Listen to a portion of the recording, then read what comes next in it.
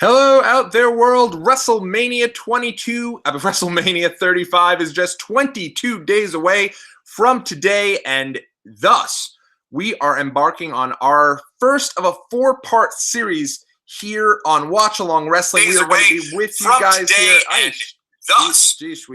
Sorry guys, we had a little step with there, but we are now back on the air with you guys here for the next 2.5 hours as we are starting our first of a four-part series in which we are going to be rewatching WrestleMania 1, the first ever WrestleMania. And the four-part series is going to be that we're going to go back over the next couple of weeks and we'll rewatch 4 WrestleManias. Every single WrestleMania that has taken place in New York City, or the surrounding area, if you will, we will go back and we will rewatch that WrestleMania. There's going to be live perspectives of WrestleMania 10, WrestleMania 20, WrestleMania 29, all leading up to WrestleMania 35. Today, though, we're going to get things kicked off with the first ever WrestleMania. Now, I will say, this is the very first WrestleMania. There's the first show we're going to rewatch here on Watchalong Wrestling that predates me, right? This show is before my time. I'm not even 100% sure that I've gone back and actually ever sat down and just watched the very first WrestleMania in its entirety. So I'm excited to do so with you guys today. That being said, I do realize this is a sign of the times, right? This is 1985. We're in 2019 now.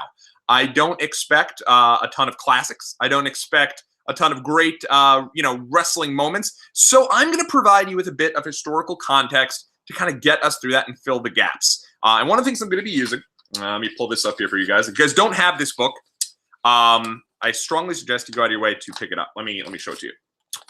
There you go. The 30 Years of WrestleMania book. This is a great piece. This came out right after WrestleMania 30. It goes through every WrestleMania in its entirety. And so I'm going to kind of harken back to this as we rewatch WrestleMania 1. So let's get started on it. Let's pull it up. If you guys are on the WWE Network, feel free to go ahead and do that. And I want to also let you guys know that you guys can certainly subscribe here to Watchalong Wrestling. I have a really fun piece I did yesterday. I got some great feedback on it, going back and revisiting the old WWF New York. So that's up there in the archives. And follow me over on Twitter at WatchWrestlePod and over on Instagram. You can find me at Watchalong Wrestling on Instagram. It's really kind of cool because, it's something I'm trying to get a little more involved with, specifically as we get further along towards WrestleMania 35. All right. So I've got it all set up on the network. So I'm going to give you a second. Pull it up. March 31st, 1985, the very first WrestleMania. We're going to talk about everything from the Rock and Wrestling connection. We're going to talk about everything leading up to the main event, the celebrities, the extravaganza. We're going to rewatch everything in full. And so I'll give you guys a second. The whole little that whole deal, the rating, all that. That's already finished. It's already up. I've already gone past that part. So I'm at 3 zeros. So I'll let you guys go, and I'll get the handy-dandy Roku remote ready, and we'll count them down at 5, 4, 3, 2, 1, WrestleMania. You guys will probably hear a little audio in the background. That is the sound directly from WrestleMania, the first WrestleMania theme song. So this predates, that's all done. They're showing all the big matches in the order of which they appear on the show. So first off, you see the Executioner going up against Ricky Steamboat. Going up against Tito Santana. Then from there, Ricky the Dragon. Special Delivery Jones going up against King Kong Bundy. You've got Ricky the Dragon Steamboat going up against Matt Bourne, David Sammartino, and Brutus the Barber Beefcake. The U.S. Express against the Iron Sheik and Nikolai Volkov. Big John Studd versus Andre the Giant Body Slam Challenge. Wendy Richter versus Leilani Kai. And, of course, the main event of the evening, Hulk Hogan teaming with Mr. T with Superfly Jimmy Snuka in their corner to take on the team of Rowdy Roddy Piper and Mr. Wonderful Paul Orndorff. So let's get started on this here, and great of you guys to join me. First ever show here. First, and you'll notice one thing about WrestleManias as they go along is that they get progressively longer. So even though I'm thinking like the quality of this particular WrestleMania might not be up to snuff with some of the later WrestleManias, at least it's 2 hours, 15 minutes. You can't gotta sign up for that. And it's one of these deals that, I really do think that that's kind of a good thing to kind of look at. And Gorilla Monsoon, Jesse, the Body Ventura, are our getting us started here and ready to go with that. So really good stuff. And look at them. They're both in shades. And remember, this is not, look at Howard Finkel there. Howard Finkel with the old school MSG microphone that comes down from the top, that big box of microphones there. I was hoping we'd get that with the MSG logo imprinted on it. I was hoping we'd kind of get that with the Build-A-Figure Howard Finkel, but we did get an old school mic that is pretty cool nonetheless. Gorilla Months, Mean Gene Okerlund kicking us off with the national anthem here. So answer to your trivia question. Anyone asks you, hey, who was the first person to get us started there? It was actually Mean Gene Okerlund getting us started on the first ever WrestleMania. Shout out to Romero329, who says he was born the weekend of WrestleMania 1. That is really cool. Good stuff, dude.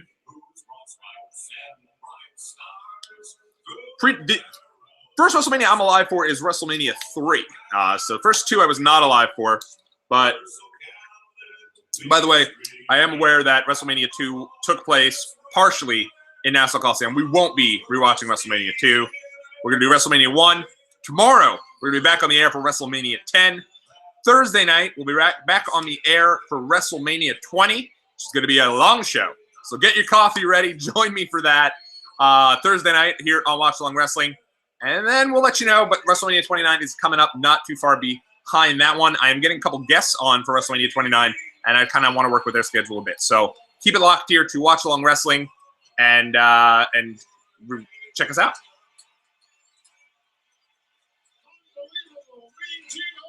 So Mean Gene Okerlund with a rendition, his rendition of America the Beautiful, National Anthem, Star Spangled Banner, what have you. And he did his thing.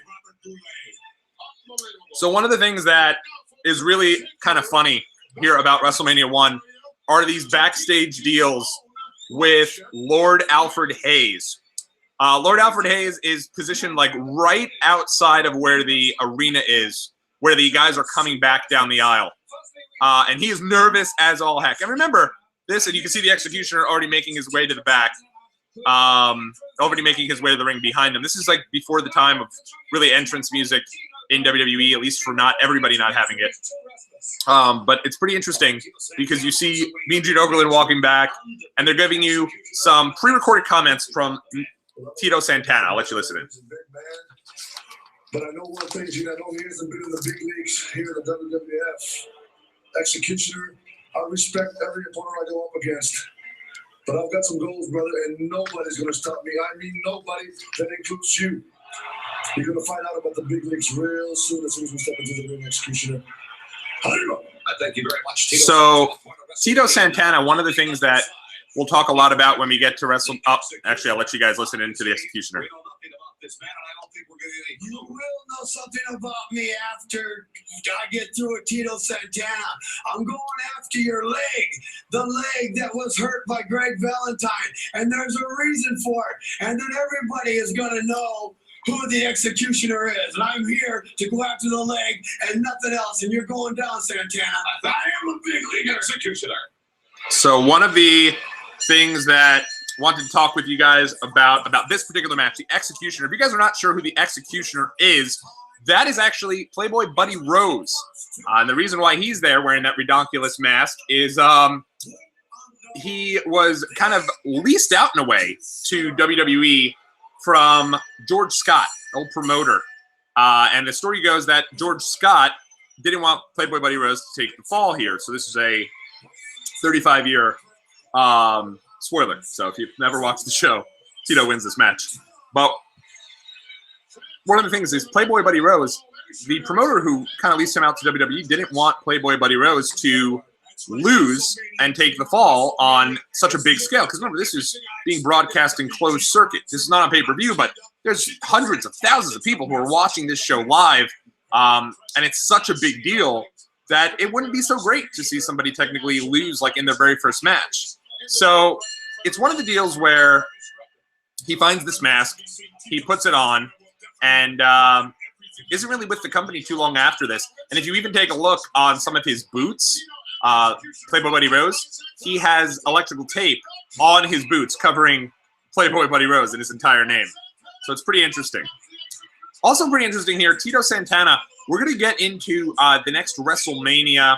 When we talk about WrestleMania 10, we're going to talk about how that is really the first WrestleMania that Hulk Hogan is not a part of WWE. He's not a part of it at all. And in not being a part of it, it's the first time that WWE kind of has to move past Hulk Hogan and go towards somebody else. One of the things that's interesting about that, though, is that it's also the first WrestleMania without Tito Santana. But granted, Tito Santana's match against Papa Shango at WrestleMania 9 was actually not on the official broadcast, but it is something that, he was a real mainstay for WWE. Ironically enough, this match here is his only WrestleMania win. Tito would go on to lose every other WrestleMania appearance that he would have throughout the years. So one of the things that they wanted to talk about was, the idea of how they got to WrestleMania. And some of the things that we're going to talk about are the Rock and Wrestling connection, are the celebrities. Because if you'll notice throughout these first few matches here, this particular match, Executioner is no one. Like, he's not a big deal here in WWE at all. In the next match, Special Delivery Jones, SD Jones, is not a big deal for WWE television. Like, he's not very good. So you have some squash matches. You have some jobber matches. You have some matches that are really just designed to kind of pass time. And in many ways, this is, even though it sounds crazy, on a much larger scale, there were 3 big matches that were kind of announced ahead of time and matches that people were really stoked for. Obviously, the main event, Hulk Hogan and Mr. T against Paul Orndorff and Roddy Piper. Andre vs. Stud, and then the women's match, which was really much more about the fact that Cyndi Lauper was going to be in the corner of Wendy Richter. So most of the excitement, most of the build for this first WrestleMania was about the celebrities, was about, the big names that were going to be there. And there's a couple different celebrities. We can kind of get into them here. Billy Martin, who was one of the big celebrities who was on the show here. He is brought in. He is a former manager of the New York Yankees and the current manager in 1985 of the Yankees. He was kind of on again, off again as the Yankees manager due to his relationship, kind of topsy-turvy relationship with George Steinbrenner, who owned the Yankees. So yeah, Billy Martin, he's brought in for the guest ring announcer role for the main event. The special guest timekeeper for the main event is Liberace, and he's also brought in with the Rockettes to kind of bring you that New York flavor. And yes, that's the Radio City Rockettes, the Rockettes that are, to this day, obviously it's not the same folks. They're not a bunch of ladies in their 60s and 70s, but it's the same idea of the Rockettes that are still there today in New York City for Radio City, where the Rockettes are there with the Christmas show and Santa and all that. The world-famous Radio City Rockettes were at WrestleMania. They also have Muhammad Ali, who was brought in as a special guest referee for the main event. Now, obviously, you'll see Muhammad Ali is on the outside of the ring, whereas the special guest referee on the inside is WWE Hall of Famer Pat Patterson, first ever Intercontinental Champion. And that's pretty much it. But those 4 were huge celebrities. I mean, think about it. Muhammad Ali is one of the most iconic athletes of all time, as Tito tosses the Executioner off the top, goes off, big splash, but the Executioner gets his knees up, and Santana is down. So yeah, it's really interesting to kind of go back and see that they go through a lot of different pieces when it comes to the time period and how important that pop culture influence, that relationship with MTV. And Executioner, by the way, takes a tumble to the outside, and there's a table right there for the timekeeper and for, I guess, some members of the media who are there, and they're just seated there. So when he goes over the top rope, he lands seated on one of these like cushiony chairs that are out there. Santana now pulling Executioner into the ring, going for the figure 4, and I believe that's it. Could be wrong, but I think so.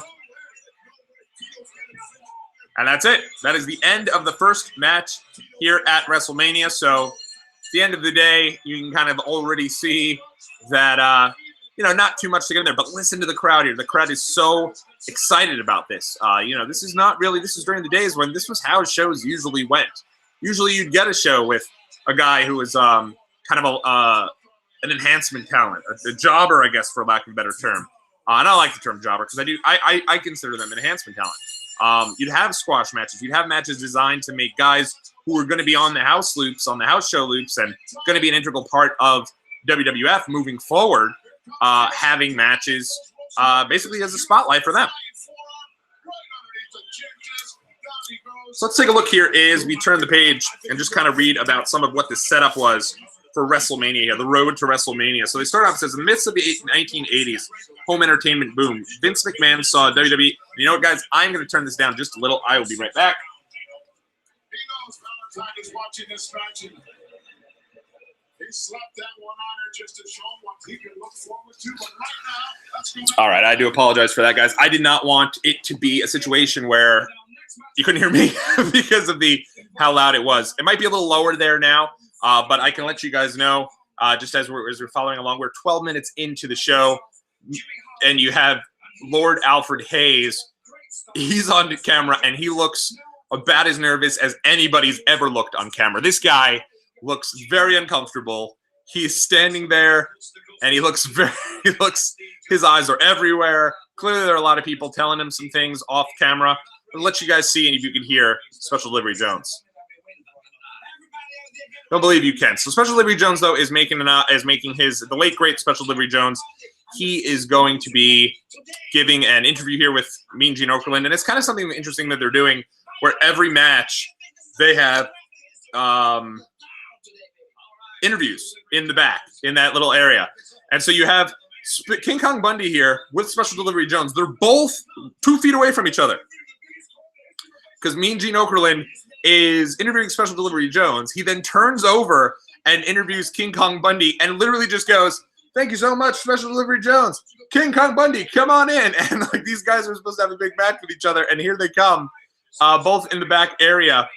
And you can kind of see that kind of interview setup is so interesting. You have Mean Gene Okerlund back there with the WWF sign kind of just hanging there. And again, both guys in the ring.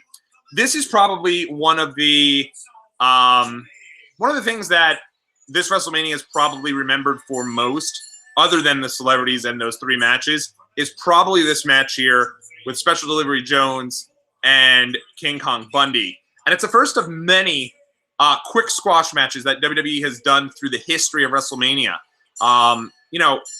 Back in the day, you'd have matches that would go 20, 30 seconds, and it would be just a quick, oh, man, they caught him, and it was a big, those are big deals. People remember that well. So King Kong Bundy, the late great King Kong Bundy, who just, unfortunately passed away 2 weeks ago, maybe not even. Here he is here. He's clearly the guy they're getting behind. And the idea here is that he's facing off against Special Delivery Jones. And one of the things that's fun about this match is that it is known as the shortest match in WrestleMania history. And if you go ahead, the bell's just rung. And the point of this is supposed to be that it ends in like 9 seconds, right? That's the official time of the match. But 9 seconds is already over. So what you'll see here is, big splash in the corner there from Bundy. Bundy goes off the rope. It goes for a big splash for the 1, 2, 3. Really about 24 seconds is actually the time that's been reported for how long that match actually lasted. However, in WrestleMania history, it's still in the record books as a 9-second win for King Kong Bundy. And you notice there, one of the things, a little bit of controversy, there was a little bit of a blunder on the part of Special Delivery Jones. When he's thrown into the corner there, clearly he's supposed to just go into the corner, big splash, and then he's supposed to get, so you see Bundy has him here as they're showing the replay in a big bear hug. He pushes ST Jones into the corner. ST Jones falls down, which is kind of a blunder. He's supposed to just be there. This makes the match go a little longer, and then big avalanche splash into the corner until Bundy hits his finish for the win. And as the legend goes, the reason why that happened, the reason for that snafu, was because SD Jones didn't want to do the job. And so because of that, he just didn't. He didn't want to be in the record book as, the quickest loss in WrestleMania history. So it was something that, people always say, hey, did he do it on purpose? Did he, have that blunder on purpose? Maybe he didn't mean to fall, but he ended up falling. So it's interesting, kind of funny to kind of go back and look at that and think about. So let's get into this here, the road to WrestleMania. I'll read these here to you guys. This is from the WrestleMania, 30 Years of WrestleMania book that was released in 2014. So it says, in the midst of the 1980s home entertainment boom, Vince McMahon saw WWE's fan base converging with audiences of mainstream rock and roll, primetime television, and pop culture like never before. Sensing a captivating opportunity, McMahon envisioned the future of the company with younger fans and their families filling larger venues. He knew that in the rock and roll culture, electrifying music, colorful attire, and sensational entrances was essential to providing a singular entertainment experience. If he could devise creative, well-executed cross-promotions to combine the strengths of WWE with the burgeoning MTV craze, the results could propel both companies to unprecedented notoriety. Happenstance yielded the initial audience of these two juggernauts. On an airplane flight, legendary WWE personality Captain Lou Albano met pop music megastar Cyndi Lauper. Lauper's then boyfriend and manager David Wolf was a huge WWE fan and suggested the two find a way to work together. This had to be handled delicately. During these years, professional wrestling was still shrouded in secrecy to uphold the personalities and storylines portrayed on television. Good guys and bad guys were forbidden to be seen together in public. If a supervisor so much as went to a restaurant and an adversary was already there, one would have to leave. So what they're saying here is that kayfabe was very much still alive. And as, we'll get into here, a huge deal in the public was whether or not professional wrestling was real or fake. And we'll get into a little bit more of that kind of as the show goes along. But as we have a minute here, I want to just talk to you guys about the match you're currently seeing, because both guys were just introduced. This is Matt Bourne going up against Ricky the Dragon Steamboat. Now, this is when he's in there just as Ricky Steamboat. And this is very early into the run here for Ricky Steamboat in WWE. He'd only been in the company for a couple of weeks. And Matt Bourne, wasn't really somebody at the time who was getting much from WWE. He wasn't somebody who was like a big player in WWE, and never really would be a big player in WWE until he would then make his return as Doink the Clown. So if you guys remember Doink the Clown, is one of the most famous characters probably in WWE history. Doink the Clown is somebody that Matt Bourne portrayed. So pretty interesting to go back, think about that, and yeah, it's good stuff. So knife edge chop there from Ricky Steamboat to Matt Bourne, and a big uppercut, a big snapmare takes Matt Bourne down.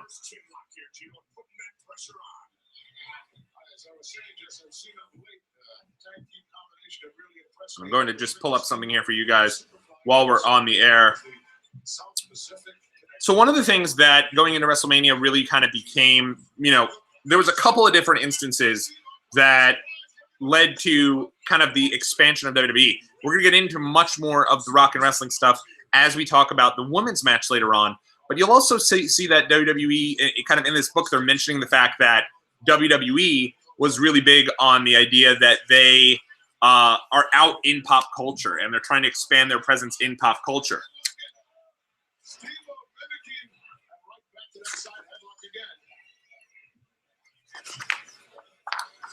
And one of the things that going into 1985, and really the beginning of this, one of the big things that happens is that Hulk Hogan and Mr. T are on Richard Belzer's show. And it was kind of like a comedy type show.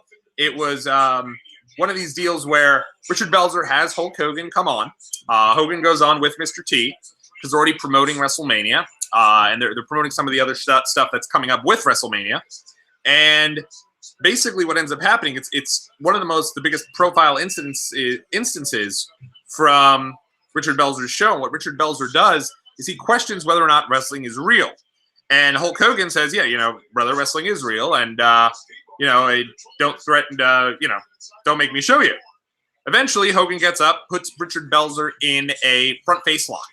And when he has him in this front face lock, Richard Belzer, like, collapses to the ground and legitimately splits his head open.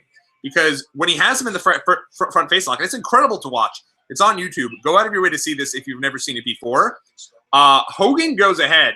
He gets Belzer in this front face lock, literally, like, has his hand wrapped underneath Belzer's head, has his head like this. Belzer's head is down. Belzer immediately goes to sleep. Done.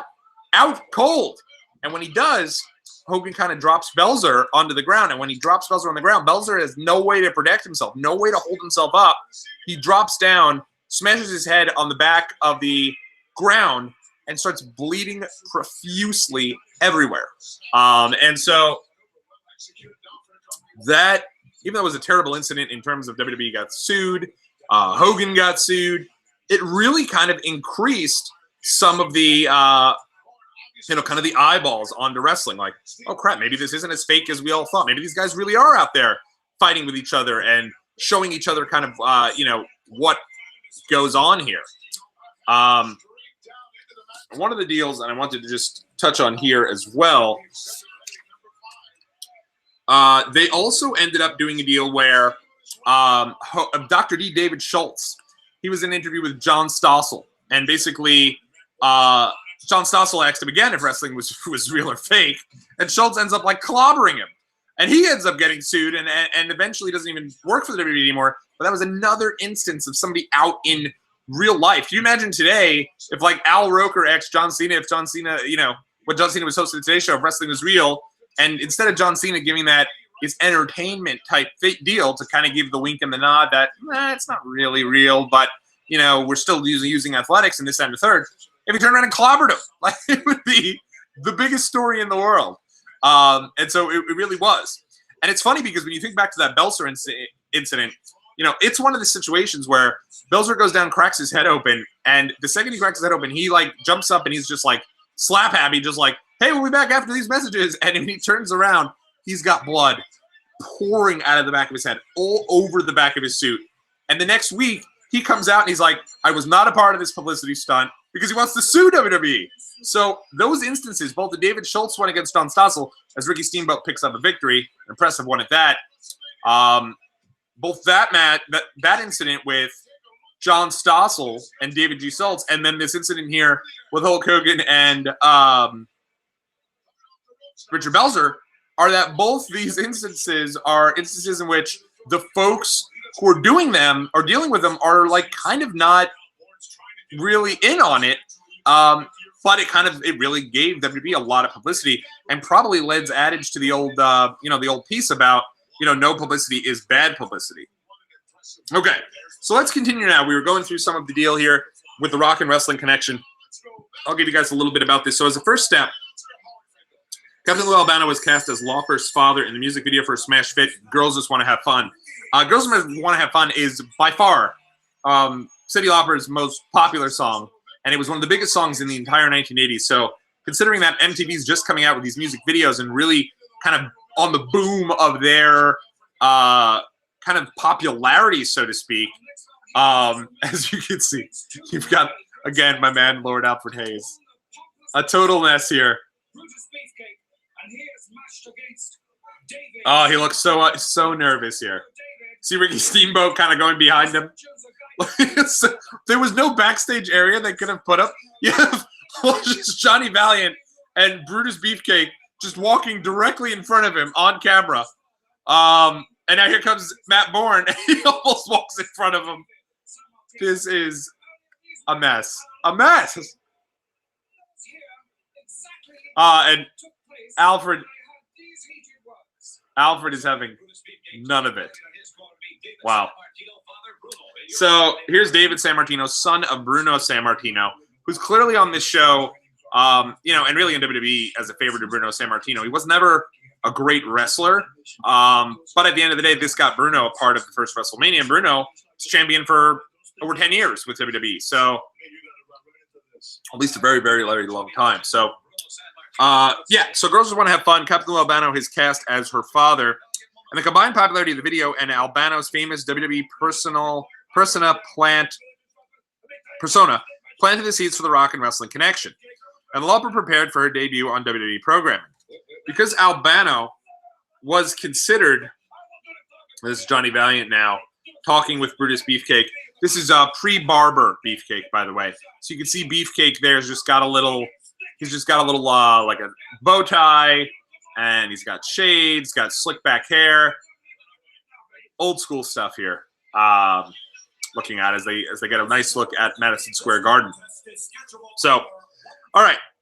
Because Albano was considered a WWE villain, he would have to extend his appalling behavior towards Lauper in front of WWE fans. It was arranged for Albano and Lauper to engage in a heated dispute with Rowdy Roddy Piper on Piper's combative talk show Piper's Pit on July 1984. American television found these two popular genres coming together as one. The event was WWE's Brawl to End It All, broadcast nationally on MTV.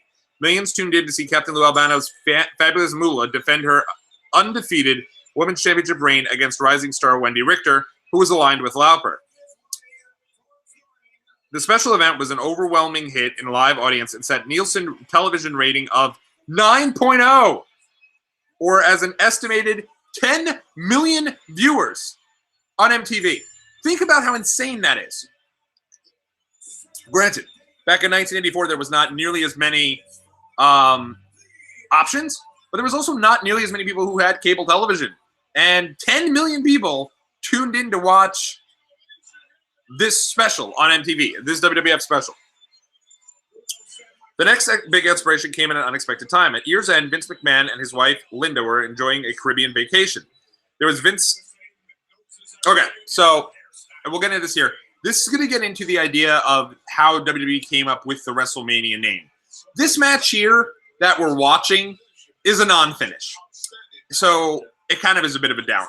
We're going to get into kind of talking a little bit more about the matches as they happen when they start to become a little bigger. But this is kind of frustrating because of the fact that this match is a non-finish. This match really is designed not to get either guy over, but just to get Brutus Beefcake and Luscious Johnny Valiant involved. So Vince and Linda were on a Caribbean vacation, which Vince McMahon has later claimed this is the last real vacation he's ever been on. And in doing so, he came up with the idea where you create a yearly destination event where WWE superstars would share the stage with iconic figures from pop culture. And they would broadcast live on closed circuit television. McMahon said, I just thought it was the next logical step for us. Hollywood had the Oscars, the NFL had the Super Bowl, and so forth. So why not have a WWE annual spectacular? So Vince asked Linda to assemble a meeting of the inner circle. And listen to some of the folks that are in this inner circle here. George Scott, who we mentioned earlier, kind of helped out with getting Playboy Buddy Rose, or the Executioner, as a part of this match. Jim Barnett, Fat Jim Barnett from the NWA. Pat Patterson, first-time Intercontinental Champion. Ed Cohen and Howard Finkel. They told everybody to come up to create an annual spectacular, and they didn't even have a name for it, but that they both already booked it for Madison Square Garden on 1985, March 31st, 1985. So this is interesting because when they ended up coming up with the name for WrestleMania, and it's later on established that, Howard Finkel comes up with the name WrestleMania, even though that was the case, it was originally decided that it was going to be the Colossal Tussle and that was going to be your main attraction. That was going to be the big event for WWE. It was going to be the Colossal Tussle. Can you imagine to this day, and I think Bruce Pritchard's talked about it with Conrad kind of in talking about WrestleMania, is, the Colossal Tussle was the original name for WrestleMania. Could you imagine if here we are and the Colossal Tussle ends up being the name for this show? And here we are getting ready for Colossal Tussle 35 here at WrestleMania. So interesting stuff. Amazing how things would kind of be different with that odd name. So McMahon and his brain trust had 2 months to create WWE's spectacular they envisioned. With the ground still shaking for the formation of the WWE's Rock and Wrestling Connection, Hulkamania running wild, and the Brawl to End It All's success, McMahon recognized time was of the essence to launch WWE into the stratosphere. So they ended up talking, they go through the idea of you would create kind of a super card, and you would create all these big time rivalries coming together and having that big match. And they ended up doing a deal where, obviously Hulk Hogan is coming into his own here. And the story goes that if Hulk Hogan had been given the AWA title by Verne Gagne, he would have stayed at the AWA and would never have came to WWE. But that's later been and I love, by the way, as this match is going on, they just have Bruno Sammartino on the screen in a picture-in-picture. So letting it get very clear, this match is not important. It's only important that Bruno Sammartino is at ringside, and we want to see how he gets involved. And one of the things that's interesting about it, it's kind of reminiscent to the time when Gronk was sitting ringside at for the WrestleMania pre-show, WrestleMania 33, and it was very clear that Mojo was going to win.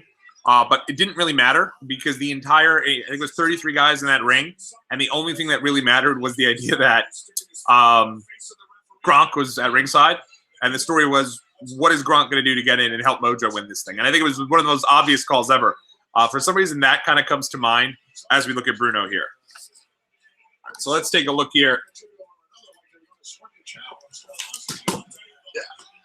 All right, so Hulk Hogan, it's kind of been, the idea that Hogan would stay with the AWA has kind of been something that has been called into question. When the Laps fan did their WrestleMania journey, and I mentioned this earlier this week on my Twitter, if you are somebody who wants kind of a lot of WrestleMania hype and kind of the stuff that we're not providing you is enough, go back into the archives of the Laps Fan Wrestling podcast. They did every single WrestleMania, like 4 to 5 hours, going over every single WrestleMania from WrestleMania 1 through WrestleMania 30. And that is a really great, I can't put it over enough. That's probably one of my favorite WrestleMania wrestling podcasts series of all time. So definitely check that out if you get a chance there. And they also had Dave Meltzer come on and kind of be a part of everything.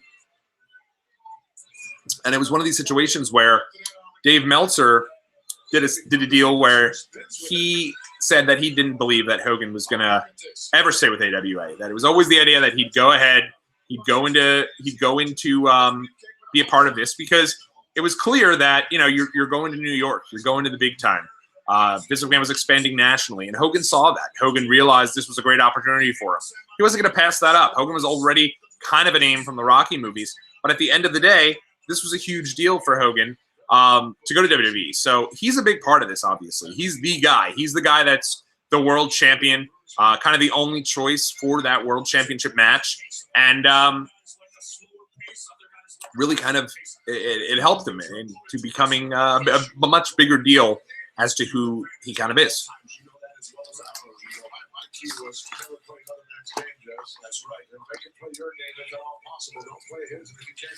So, kind of just touching base here.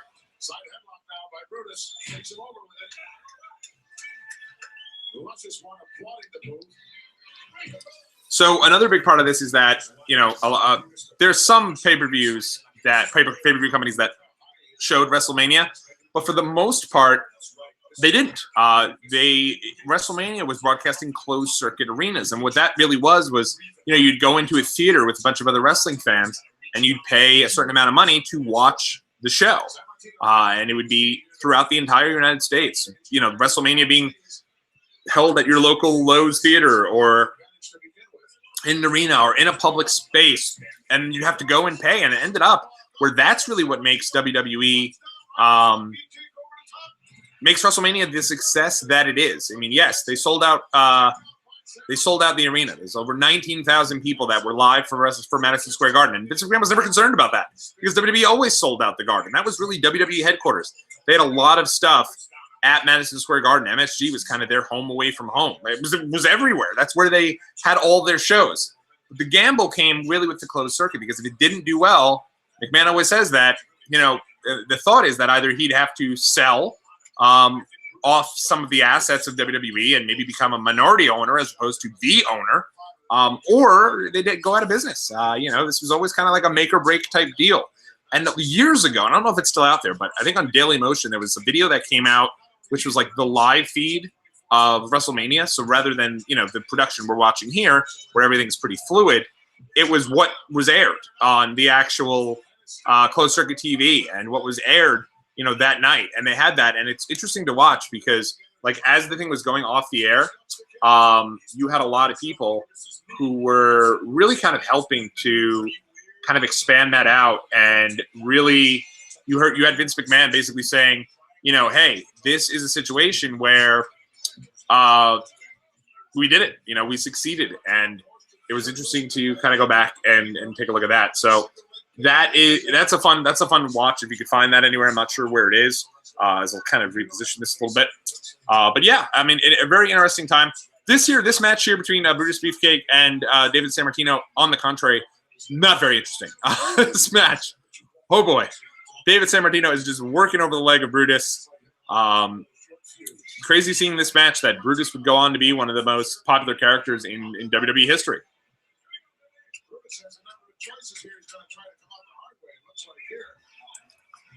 It's even rumored that I think Brutus could be going in the Hall of Fame this year. Hasn't been announced yet, but so we won't speculate too much on it. But looking back at him here, he doesn't even really have the charisma. He doesn't even come across as anyone who's kind of that fun person. He's still 2 years away from being the Barber and being somebody that, you know, right there, Hogan's buddy, Hogan's best friend, and one of the larger-than-life type characters that are synonymous with late 80s wrestling boom, wrestling allure, if you will. So, you know, it's kind of cool to check out and kind of think about from there.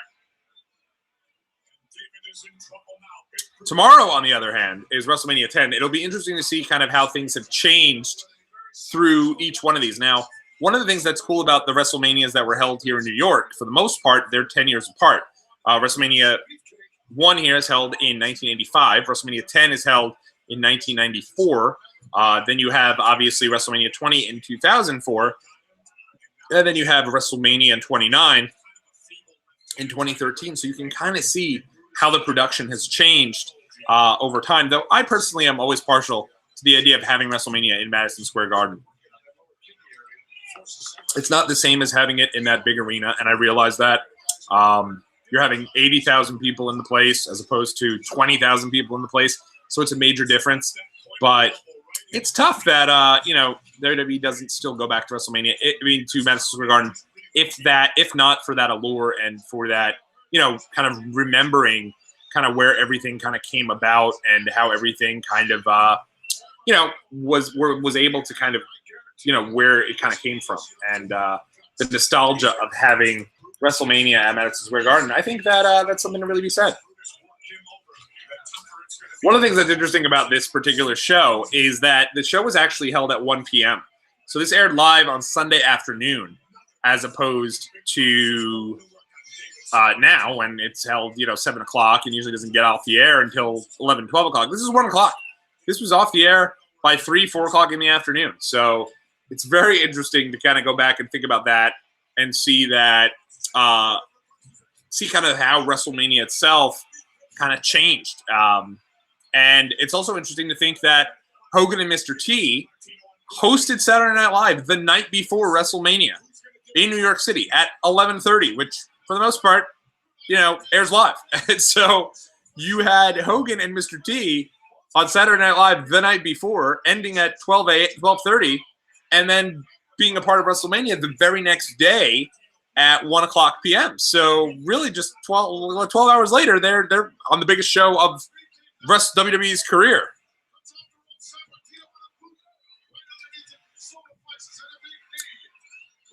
Say it's tough though when you got to figure, like, these guys who are second generation stars of like the top of the crop of your, you know, David Sammartino, your David Flair, a couple other folks through the years. It's got to be just the toughest in order to make a name for yourself, because you're always following in that shadow. You're always following in the shoes of your father, and those are insane shoes to fill. It's unbelievable when you consider how much Charlotte Flair has done. As now Luscious Johnny Valiant is getting involved and slamming David Sammartino onto the ground. Now Bruno's involved, and chaos is ensuing, so to speak. And now Bruno and Luscious Johnny are going at it. Brutus getting in there. And this is fun now, this is the entire part of why this match had gone on. And Really, the best part about this is, other than the main event, this is by far the longest match. This went 11 minutes, 45 seconds. The next couple matches that are going on here are a lot shorter. And so that's, good. You consider that a lot of these matches are not very good. So it's kind of good to go back and check that out there. Shout out to the Wrestling Life, who just went over and helped to spread the word on that, as well as the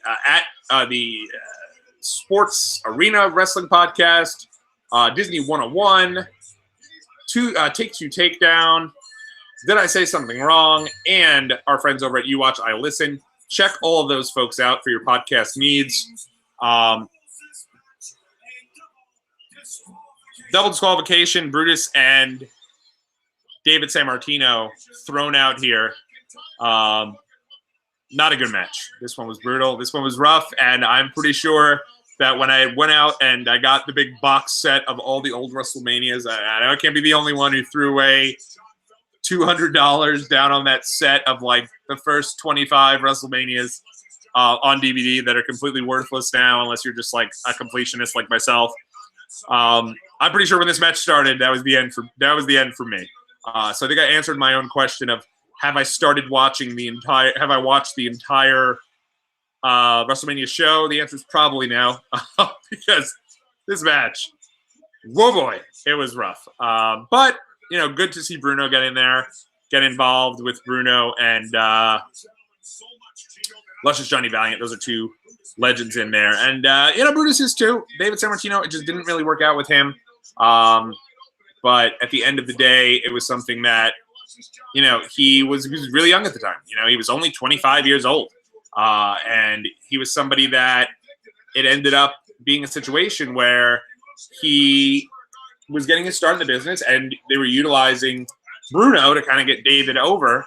It just didn't really work out, which is, kind of disappointing there.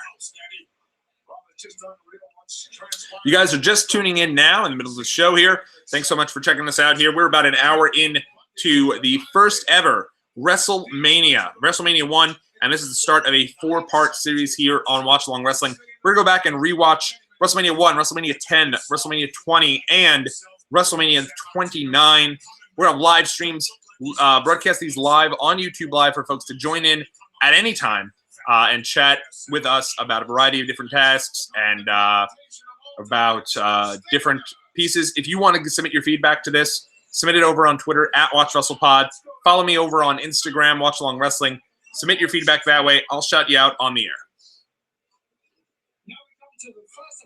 There's the Lordship. Now, one thing I want to point out about Lord Alfred Hayes, again, Jimmy Hart and Craig Valentine not caring at all, walk right in front of him.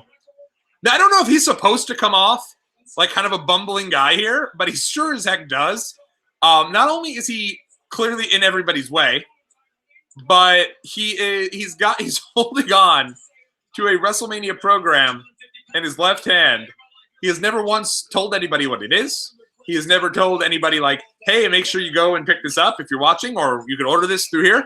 He's just randomly holding on to this program. So, rest in peace, Lord Alfred. I love you, but this is a very interesting. He's become a strange part of this show. And there's the old Intercontinental title belt as Greg the Hammer Valentine is being, kind of presented here. And going up against the late, great Junkyard Dog, old JYD himself. And one of the all-time greats here. A really great situation with these two guys where they're basically going ahead and they're going to be, two of the all-time greats, both WWE Hall of Famers, who both, by the way, went into the WWE Hall of Fame the same year in 2004 when they kind of revamped wrestling and doing WrestleMania 20 live from Madison Square Garden. Introducing first the manager, Jimmy Hart. And there's Jimmy Hart getting a big boo from the Garden faithful. One of the biggest heels in wrestling at the time and for a number of years until eventually turning babyface in 1993. So he had a solid 8-year run, if not longer, maybe 10-year run as being just a major heel manager for WWE until eventually, really kind of transitioning out of WWE and more into the corner of Hulk Hogan. Weighing 248 pounds, the Intercontinental And look at that old Intercontinental belt. It's looking like big time old school on a green strap. Still in the and they're just smashing the bell. The bell is just ringing over and over and over again as Junkyard Dog makes his way, and he's got entrance music. One of the few that has entrance music, and they're showing a great piece here of him in the back in that old school iconic WrestleMania locker room. Poor man almost just falls on the ground, but he has really kind of come across as the first huge star since this show has started, other than Bruno. So I guess, first huge star who's actually a part of the roster. He comes out. He's got entrance music. Crowd's going completely crazy for him. He's got the trademark chain wrapped around his neck.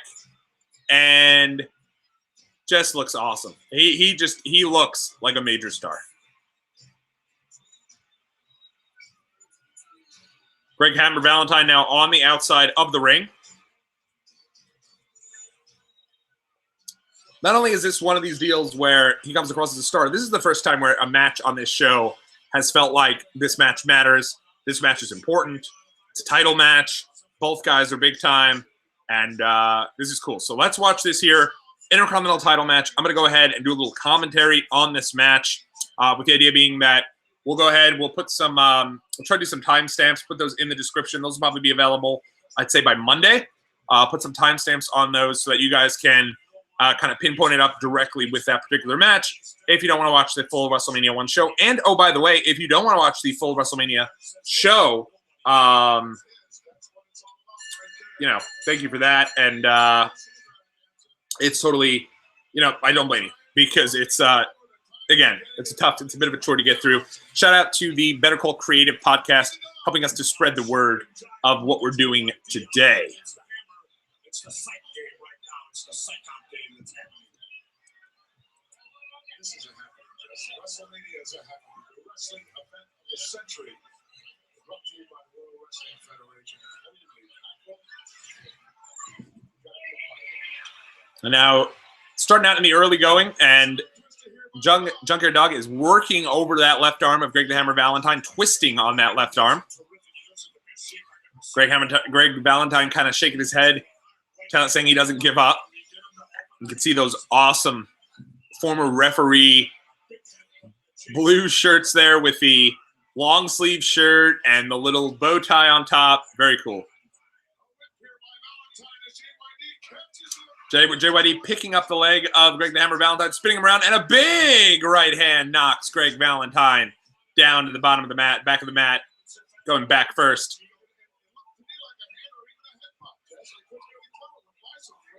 Junkyard Dog looking over to the outside, keeping an eye on Jimmy Hart, who's calling for some action there.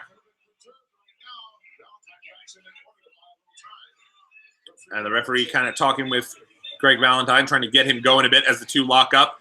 Valentine with a knee to the midsection of Junkyard Dog.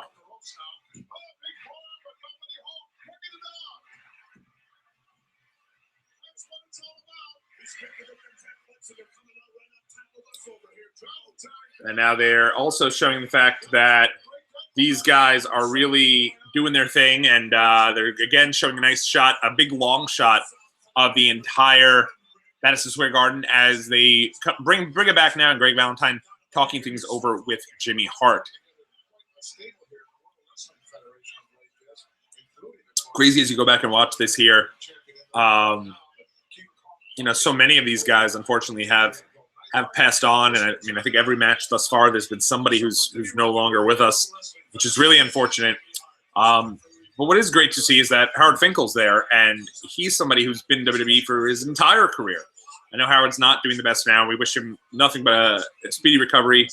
Hopefully he'll be okay. He's one of the deals that,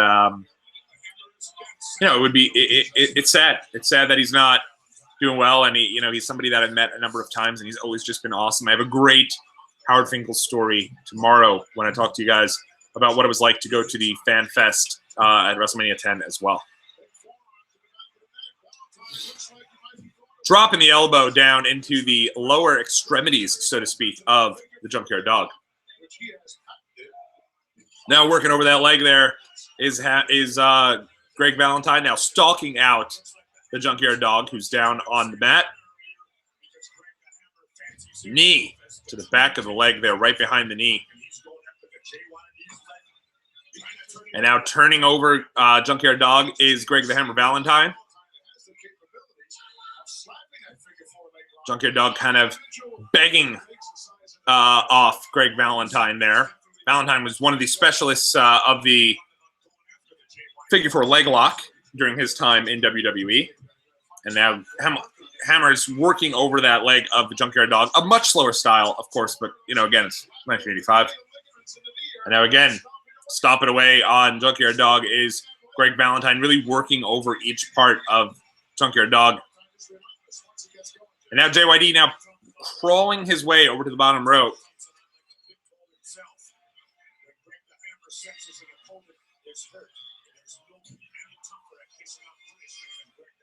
And now Valentine really kind of leveling JYD there, working over that leg still that he's been working on for basically the entire portion of the match itself.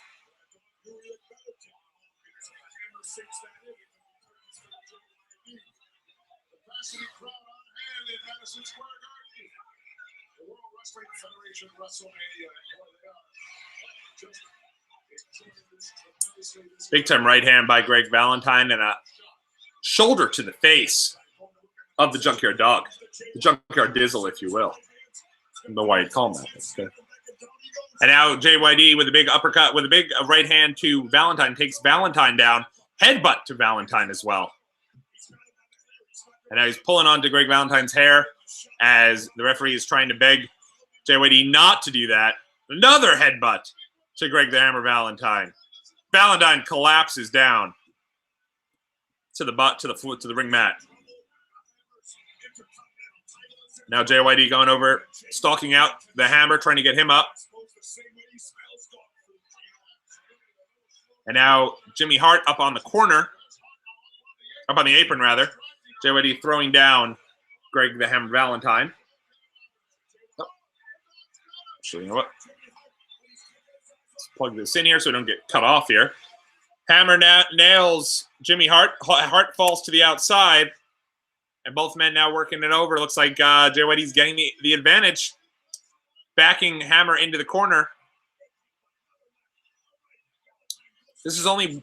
Oh, and now... But hooks the legs. Feet on the rope. That's all she wrote. Greg the Hammer Valentine with a victory over the Junkyard Dog. Tough, too, because the crowd would have been just crazy for a JYD turn of sorts there.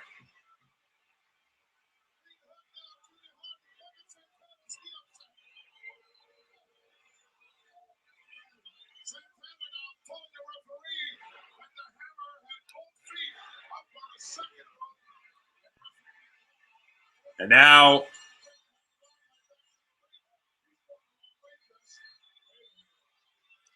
it looks like Tito Santana is out there now in street clothes, and he's now walking over to the official telling him to restart the match because of the fact that Greg used the ropes. Referee's counting out Hammer now. Okay, so what it looks to me is that Tito Santana came down, asked the ref to restart the match, saying that Greg the Hammer Valentine cheated by putting his feet on the ropes. Referee went, okay, cool, I believe you. Restarted the match, and in doing so, immediately just counted Greg Hammer Valentine out of the ring. Doesn't matter, though, because the belt doesn't change hands anyway. So I guess it was just to, I don't know, kind of build the feud between Tito Santana and Greg the Hammer Valentine.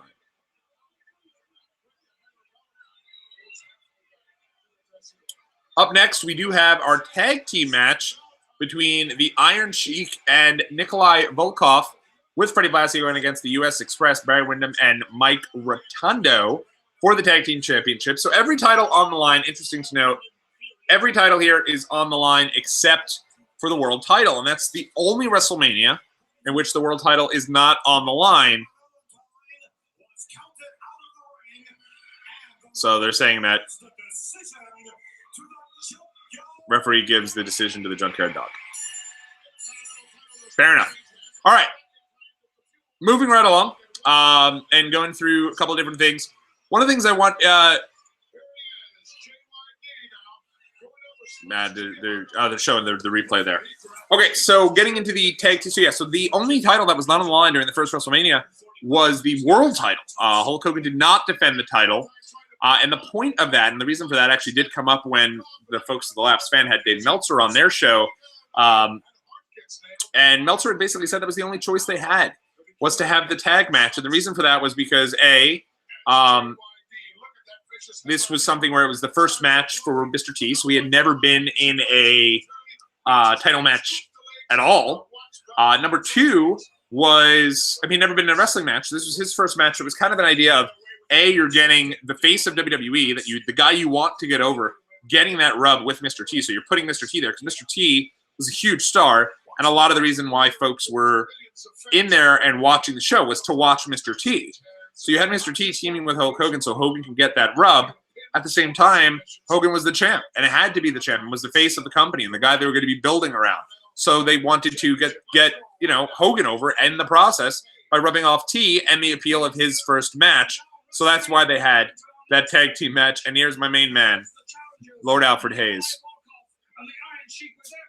who looks just very unhappy. And everybody keeps walking right in front of him. I'm guessing this is part of the rib, I'm assuming. I don't know if, they knew Lord was Alfred was kind of nervous, so they decided, let's just screw with him and have everybody walk in front of him the whole night. But very weird.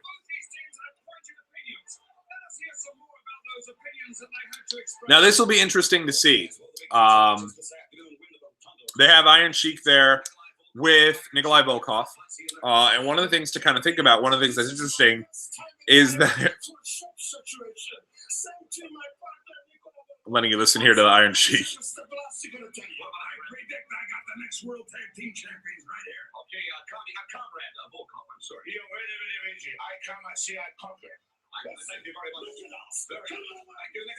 That's fantastic. Oh, they didn't do an interview with Barry Windham and they instead. Oh, there you go. Captain Lou Albano with Barry Windham and Mike Rotundo. Interesting here because they obviously now, by the way, Captain Lou is a babyface. And I also love that Captain Lou is holding a beer. Wow. Interesting to see these guys because they are Mike Rotundo obviously would later go on to be IRS in WWE as Irwin R. Shyster. And in terms of,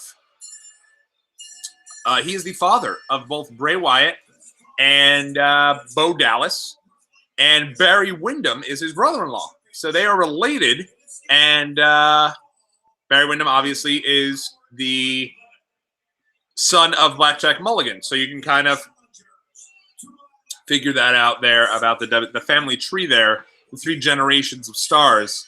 Blackjack Mulligan, and then obviously he had Kendall Windham, Barry Windham. Barry Windham but he also had a daughter. The daughter marries Mike Rotundo, and their sons are Bray Wyatt and Bo Dallas. Bray Wyatt, who we've not seen on television. I don't think we will until after WrestleMania. If we do, we've got to get him on quick because we're just a little over 3 weeks away from WrestleMania. But he feels like the guy that returns the night after WrestleMania this year. Just my thought. So they're going to be singing the Soviet National Anthem, which is what, Nikolai was known for.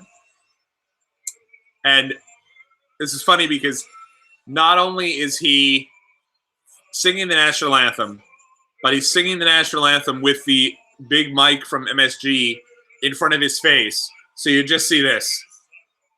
As he's talking, you can't see anything except him doing this. And, yeah. And there he is singing along. And as he's doing this, the crowd is pelting him with trash. Pelting him with trash. But they're getting... and Iron Sheik is saying Russia #1, Iran #1, USA, ugh, and the crowd booing them. And now they're showing this backstage area here for the U.S. Express. Barry Windham, Mike Rotundo coming out in matching outfits with the tag title belts all around their waist, and Captain Lou walking them down the aisle. They also have music, too. So some of the bigger stars now at this point have entrance music, but not everyone yet.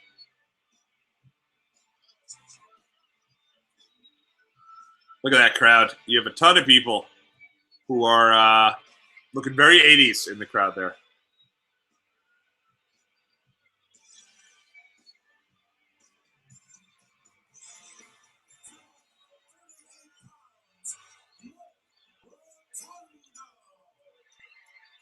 Mike Rotundo now doing his thing.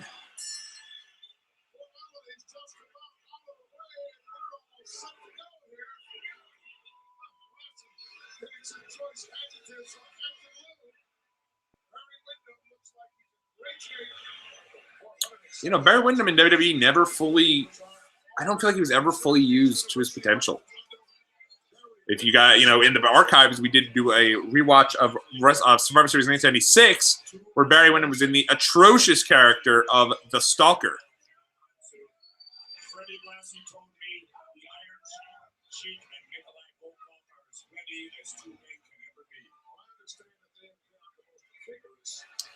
Interesting to kind of go back and watch this show, because it's, while parts of it don't hold up, it's definitely an interesting watch from a perspective of you're watching, you're watching something that kind of gives you an idea of where you're at in the time.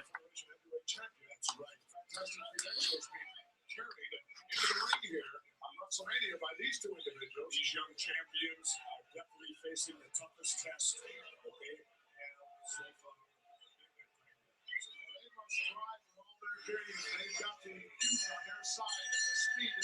All right. And again, now they're ringing the bell. They're ringing that bell. I couldn't tell you what that bell ringing has anything to do of, but we're getting started here. Mike Rotundo and the Iron Sheik. And this is our final match here before it gets into kind of the three matches that the event is really known for, that being the $15,000 Body Slam Challenge, Andre the Giant against Big John Studd, Wendy Richter versus Leilani Kai, and obviously the main event. And then that's all she wrote. So it's a short WrestleMania, only 9 matches, one of which was only 9 seconds, or I guess 24 seconds. So it's fun to kind of go back there and check it out. Ironically enough, when we do our WrestleMania 10 rewatch, the only person, and we'll talk about it in the next match a little bit, the only person who is on both WrestleMania 1 and WrestleMania 10 is a part of the next match.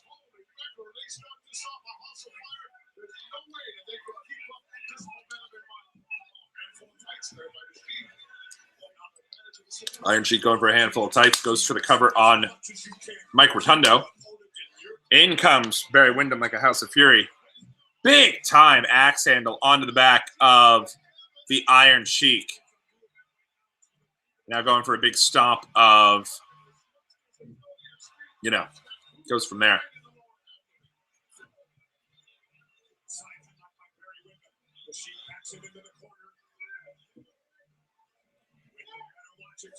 And now Iron Sheik now backs Windham up into the corner. And they're kind of both double teaming, working over Barry Windham, but gets out of the way. And Iron Sheik, first off, throws a sick drop kick. Not every day you see the Iron Sheik throwing a drop kick down on to Nikolai Volkov.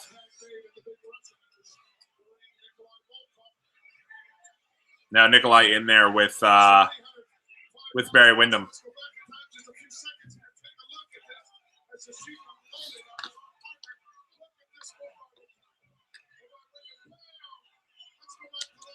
I do like how they interrupt the match to show the old the highlights. It takes over the entire screen.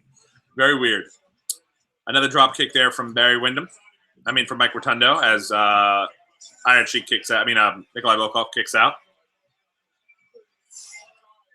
Now again, Mike Rotundo working over the left arm of Nikolai Volkov as Barry Windham up top drops an elbow onto the arm of Nikolai Volkov. Now really working over that arm. Now a big cover to the arm of Nikolai. Barry Windham off the top rope.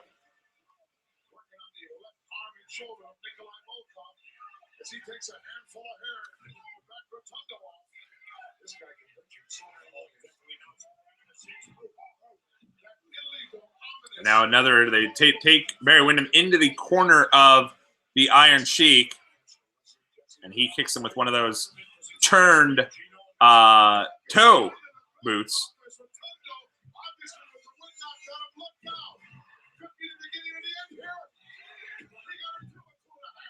Two and a half as Mike Rotundo kicks out. Match continues here as Iron Sheik takes Rotundo by the hair, picks him up, and gut wrench suplex.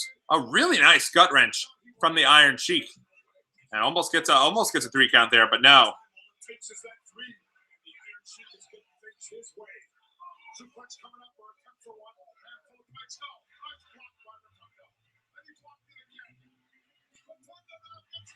And now big suplex from Mike Rotundo takes the Iron Sheik down.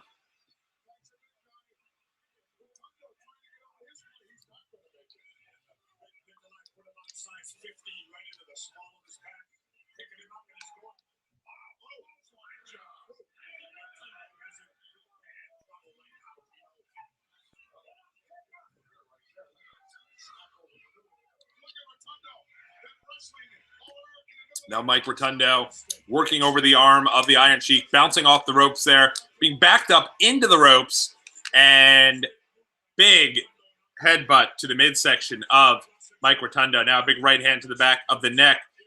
Volkov throws Rotundo off the ropes. Nice sunset flip by Mike Rotundo. These guys bringing the action. This is definitely the best match so far.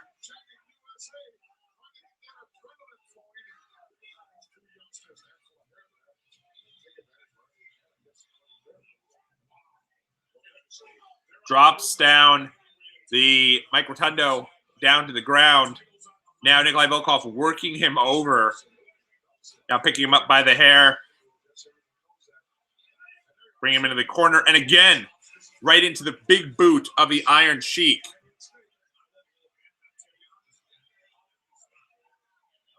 Oh, there you go. Abdominal stretch now as Iron Sheik is working over Mike Rotundo. And now, I like, Gorilla Monsoon has taken a lot of criticism recently, as it looks like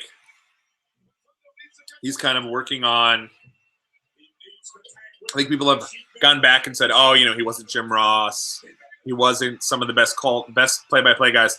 He's calling it here, and even making mention of the fact that Iron Sheik didn't quite get the hold cinched in on Mike Rotundo. Big time drop kick by Barry Windham. Barry looking real good here, coming in like a house of fire, going against Nikolai Volkov. It's really interesting that nothing came. Big time Bulldog, and Iron Sheik selling it like a machine.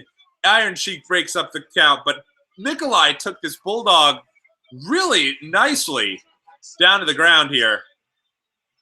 Nice right hand there by Barry Windham. A couple right hands. It's telling watching Barry Windham why he was never given more of a push in WWE. You would think that he had everything. He's tall, he's blonde, he has everything you'd think that Vince McMahon would want. Oh, Iron Sheik lays out Windham. 3. Volkov and Iron Sheik get the cover there and the belts.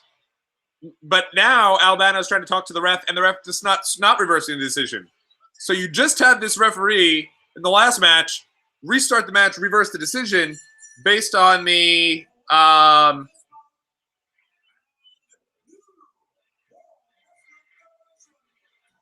referee does not reverse the decision, instead gives the belts to Nikolai and Iron Sheik. And this is fun to see because you're getting the crowd, Ellis shots at the crowd, or the crowd flipping off the camera, all pissed off, all angry. tossing trash into the ring, smacking over the Iron Sheik right across the head, smacking Nikolai right across the head, and now the mic's back down there for Iron Sheik to say Russia #1, Iran #1. More trash flying into the ring. This would not fly today. They'd throw you out real quick, but it shows you kind of the heel heat that these guys had. And so it was actually Iron Sheik smacking Wyndham in the back with the cane from Classy Freddie Blassie and laying him out in the process.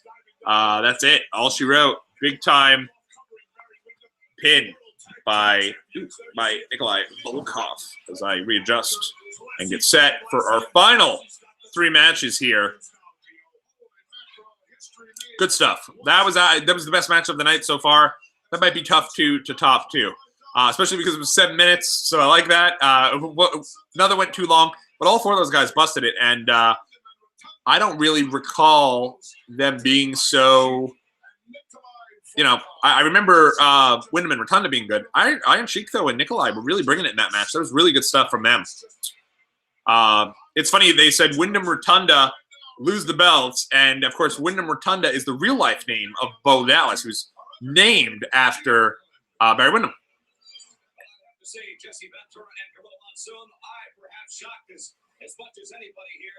As they're showing now, Gene Okerlund in the back now, talking to Iron Sheik and Nikolai Volkov, as well as Classy Freddie Blassie. Blassie in that classic red sweater, the sequin sweater there.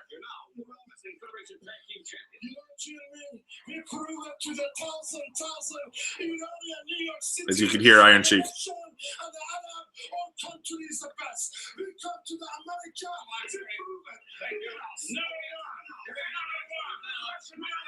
And they're very excited, and the new tag team champions there. Really fun stuff. I know that a lot of people don't like, the foreign characters for heat and all that, but for back then, it worked. It was good. It was good heel heat. So good stuff. Jesse, that blood was spurting out of somewhere on the part of the Iron Sheik, but it's all immaterial because they got the title. I don't like the way they did it. I don't like the way the title changed hands. A foreign object was used in the namesake of Fred Blassie's cane, Jess. Well, I'll tell you, like they say, all is fair in love and war. This definitely was a war, Gino. All's fair in love and war. And right now, let's go back to his lordship, Alfred Hayes. And boy, Alfred Hayes getting back on the mic yet again. We're coming to a most intriguing match, if I dare to use that word. 2 giants. So you have now 2 giants going head to head. This was something that at the time, Andre the Giant still technically undefeated, one of the big baby faces in WWE history, kind of that attraction, just based on who he is, and never left his feet, never got off his feet.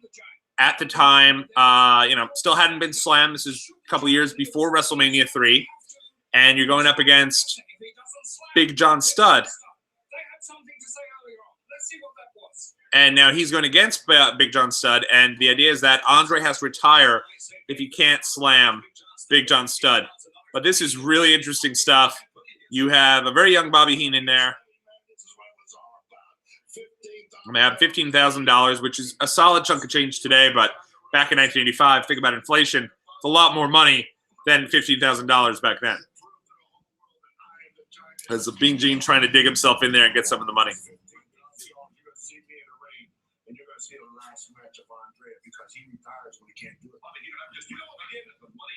Keep your hands to yourself, pal. For $15,000 and a haircut, Bobby Heenan. We're eliminating Andre the Giant from professional wrestling. Oh yeah, a lot of glad-handers around here today. Keep your Look at that WWF duffel bag. Only 2 people are going to see this money. That's Stud and myself. 3. The people at the bank when we deposit you on the Intercontinental. Not the Giant. He's retired. Stand by. He's done. Don't you touch our money. So what's interesting about this, Big John Studd would, he's a heel, clearly. And he'd also never been slammed. So it was one of these deals where it's like, something's got to give. Someone's going to be slammed. And it's interesting because this is like coming off Andre getting a haircut. So that's what Bobby Heenan was talking about there.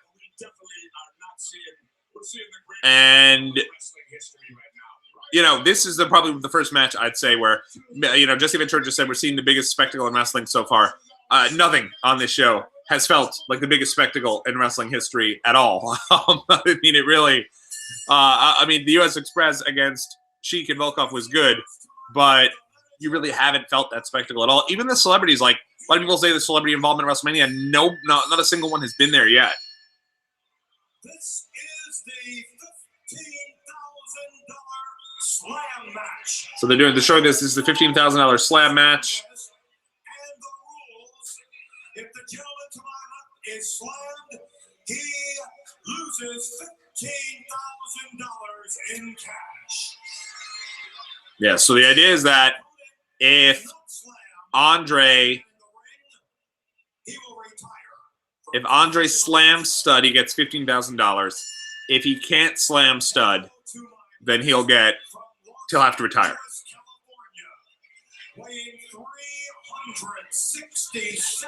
And at the time, Stud was like a big time heel. He would end up taking a couple of years off following this. Not following this, he was around for a couple of years and then took a couple of years off. And then would return as a babyface to win the first ever pay-per-view version of the Royal Rumble in 1989. And look at Andre the Giant walking down the hallowed halls of Madison Square Garden. That was very cool. Slapping hands with everybody, looking very, very happy. Still looking good, too. I'd say first two WrestleManias, Andre looks very, he looks healthy, he looks in good spirits. He's a good showcase for himself as a top babyface. Starts to kind of slow down a little bit as his health deteriorates as of WrestleMania 3, but obviously that's the biggest, probably his biggest match in WrestleMania for him. And then kind of just deteriorates kind of from that point on, which is sad because, I mean, he's an attraction and he's, by all accounts, a sweetheart of a guy who was struggling with where he was at. And they're showing the duffel bag full of money, and away we go.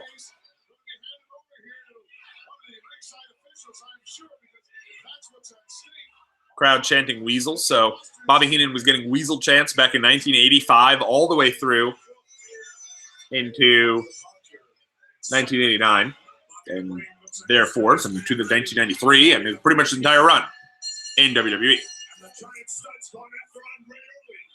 And they do talk about this match a bit in the 30 Years of WrestleMania book, and I'll pull it up here.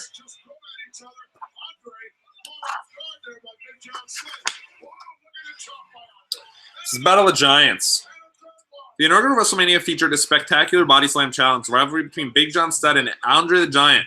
Captivated WWE fans everywhere. Despite being 6'10" and Andre's 7, the wind just derailed and knocked about half the stuff in my kitchen down, but it's okay. We'll keep things going. Studd long boasted that he was the only true giant in WWE. He took great pride in proclaiming that he had never, ever been and could never be slammed. During the preceding November, Studd's stablemate Ken Patera and leader Bobby the Brain Heenan had cut Andre's hair. Thus, that's how he got the haircut. This presaged Andre's triumphant WWE return at WrestleMania, seeking redemption in a $15,000 body slam challenge. The crowd roared as Andre, the eighth wonder of the world, lifted the enemy over his head, slammed him, and ultimately claimed victory. And there's a great picture in there of Andre smiling, laughing, and throwing out money into the crowd, and very cool. It's one of these things, too, where, somebody like myself who was not aware really too much of Andre during his heyday because it had preceded me. First memories of Andre the Giant I have, I hate to say it, is him kind of coming down with the cane at WrestleMania 7. And so it's, but then you see all these things and the figures come out and he's got the big hair and it's cool to kind of go back and, and study this stuff and realize as we do research, how Andre went from having the long hair to the short hair and everything going on from there. So really good stuff. As Andre now has Studd in the corner and he's bouncing him off himself. Big right hand there. And what's interesting here is that these guys are kind of just working each other over. So again, we're not in a position here where this is a particularly, a great match or anything to that extent, but it is something where it's fun to kind of go and see these guys is now they're both working each other with a big headbutt. And just want to give you guys a timestamp. We are now at 1 hour and 21 minutes into the match. We have Andre the Giant and into the show, rather. You have Andre the Giant working over Big John Studd with a bear hug.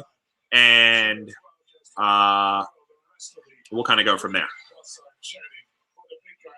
Following this match, guys, we will take a pause for the cause. Obviously, since it's a live stream, there'll just be a solid 2 minutes where it won't be here, but I'll be returning. So we should probably have some sort of away message or intermission, so to speak. But, just letting you guys know, that'll be following this match, and we'll be back to pick it up with Leilani Kai and Wendy Richter so that you guys can kind of get an idea as to why that match was being built, because neither of those guys probably ring true as big-time WWE personalities. I know Wendy went into the Hall of Fame and did well to that extent, but for the most part, those guys probably don't spring to mind when it comes to, top personalities, if that makes any sense. They didn't have long careers in WWE after this, but they're getting second billing from the top. And now Andre is working over Studd. Has been a big headlock as Studd now is kind of trying to work arms around the midsection of Andre, around his stomach. And now they're both kind of just feeling each other out power-wise. It's a good power band match here. I know that this leaves a little to be desired in terms of I don't think Andre ever leaves his feet, and Studd only does for the big part, as Andre now levels the midsection of Big John Studd. Big headbutt to the head of Big John Studd. Studd bounces off into the ropes.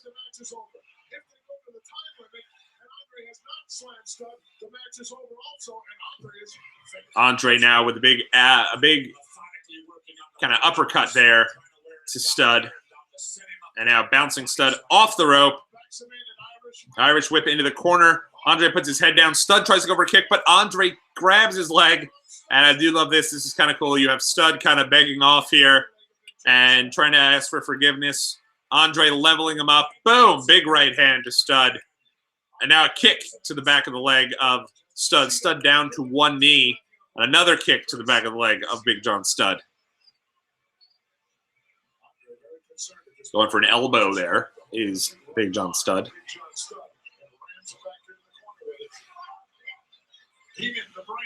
Big time chops to Big John Studd. Knife edge chops there from Andre. And now Big John Studd yelling over at Bobby Heenan. As now Andre is now kicking over at Studd's legs and back of his legs and his midsection. And it's kind of interesting, the psychology here. Big time slam. That's it. That's the match. But the psychology there was interesting because both those guys were really working each other over.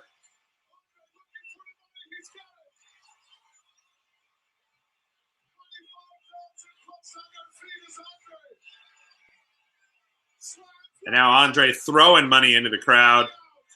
Bobby Heenan runs, grabs the duffel bag, though. He tries to run away. And so I guess no one lost the $15,000 after all. But a nice moment there for Andre the Giant. And getting a little spotlight there at the very first WrestleMania. I will be right back. 2 minutes. We'll be right back on Watchalong Wrestling to finish off WrestleMania 1.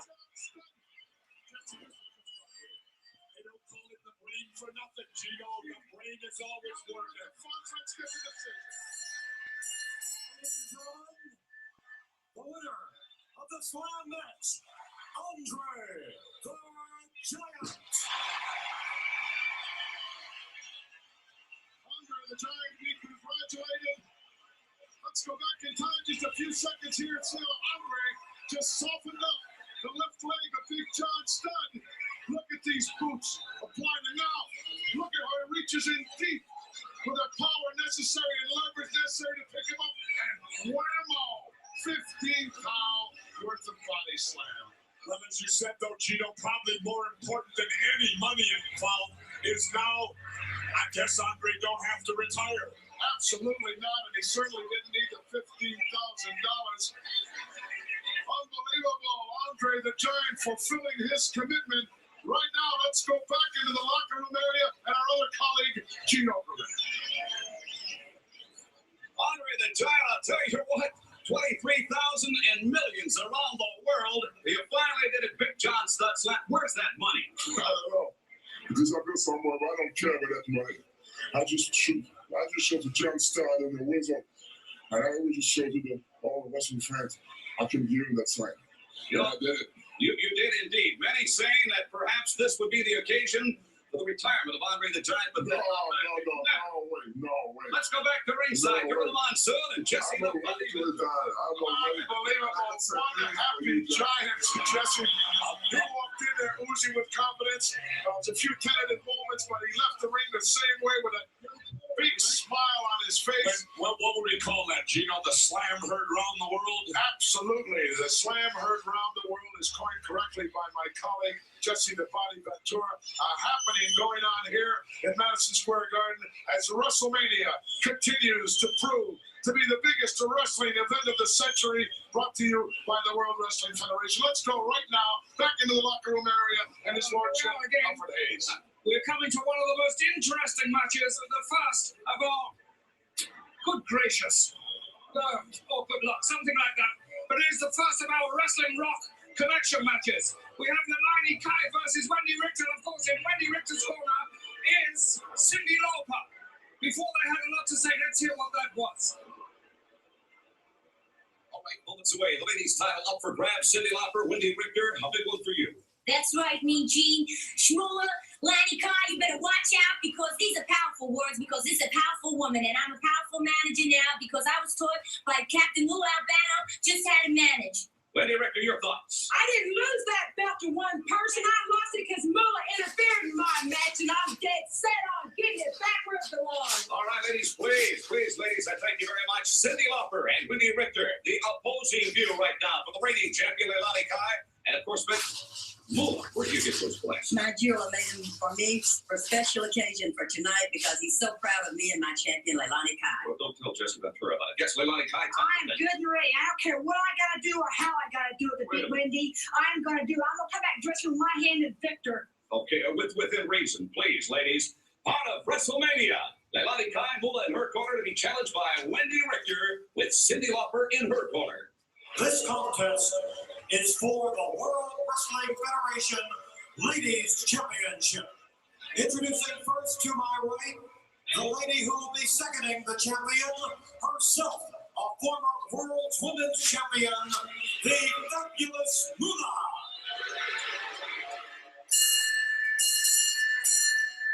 And from Hawaii, weighing 162 pounds, the World Wrestling Federation Ladies Champion, Leilani Kai.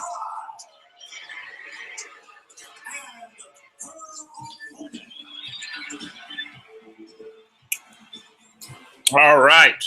We are now back for the end of the show. WrestleMania 1. Finishing us off strong. One of the most iconic scenes probably in WrestleMania history.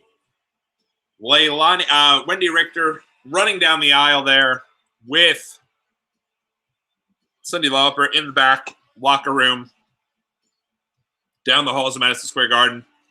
Cyndi Lauper letting her in. Hopefully you guys got to see a little bit, hear a little bit of those iconic interviews. And now we're back at it here.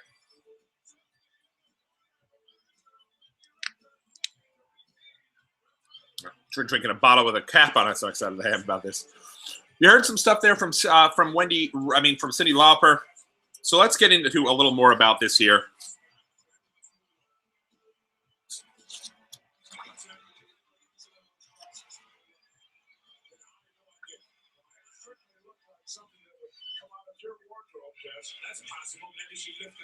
So let's talk a little bit about the strategy behind WrestleMania as this match here kicks off. It says, to realize this vision, Vince McMahon needed to implement a more diverse promotional part of it, promotional approach. distinguishing WWE from other brands across the country. His signature was operating, marketing, and promoting WWE like an entertainment company whose primary focus was professional wrestling or sports entertainment. McMahon explains. Let's pop this up a little bit there. There we go. Perfect. Got a little backdrop. Did you guys notice? There's a little backdrop here behind me. Got some Shizards. You got Hulkster there. You got a couple Mania shirts. Trying to improve things as we go along a little bit. And, you know, hope you guys like that. So let me know in the comment section if you dug the backdrop. If you didn't like the backdrop, you can still let me know. Hey, the backdrop blue. I prefer to see the blank wall. And maybe we'll change it up for next time. All right. So the strategy. So to realize his vision, Vince McMahon needed to implement a more diverse promotional approach, distinguishing WWE from other brands. Okay. So we didn't want to be pro wrestling like everyone else. How do we label this? How do we sell this? My dad was always more of an entertainment-oriented than most other promoters anyhow, hence the phrase sports in terms of athleticism and entertainment because, hey, that's what we do. It was important to satisfy the loyal WWE fan, and McMahon was confident that Madison Square Garden would sell out. However, with the star-studded assembly of celebrities scheduled to illuminate the stage, it was crucial to entice casual and prospective new fans. This event needed to be an exciting, accessible point of entry for people to get acquainted with the WWE product. Many wrestling purists decided the notion of including such heavy celebrity involvement, even within WWE, some had difficulty accepting it. This is what Jerry Briscoe had to say about it. I think the biggest resentment was not so much having them as a part of WWE, but when you inserted them in the ring and told them, this is our business, this is what we do in there. Many of the guys asked, why are you showing these people what we do in the ring? Because we work so hard to keep what we do in the ring professional. And it makes sense to a certain extent. You know, kind of having, you know, Cyndi Lauper here is fine, but having Mr. T as a part of the match, it kind of makes it feel like anybody can jump in and just learn how to do this out of the blue. And, you know, even though T was a tough guy, he was also an actor. So it definitely kind of, in an area where kayfabe was still so prominent, it really kind of, little tap out there from Leilani Kai here, and nobody calls it. I guess back then they didn't. So it really did kind of make things a little bit more like, hey, why, you know, let's not do that. Also, the celebrities, I feel like, I remember WrestleMania 2000. They did a WrestleMania all day long. And Vince McMahon said, and in 2000, you know, why is there not too much celebrity involvement anymore? And he said, at this point, our wrestlers are the celebrities. Back then, though, the wrestlers were still on the rise to becoming celebrities. So you needed the celebrities to kind of go in there and intertwine with the wrestlers. That said, I do feel like it kind of makes the WWE wrestlers at the time, the superstars, appear a little second fiddle and not as important as some of these celebrities. So let's talk a little bit about this match in particular.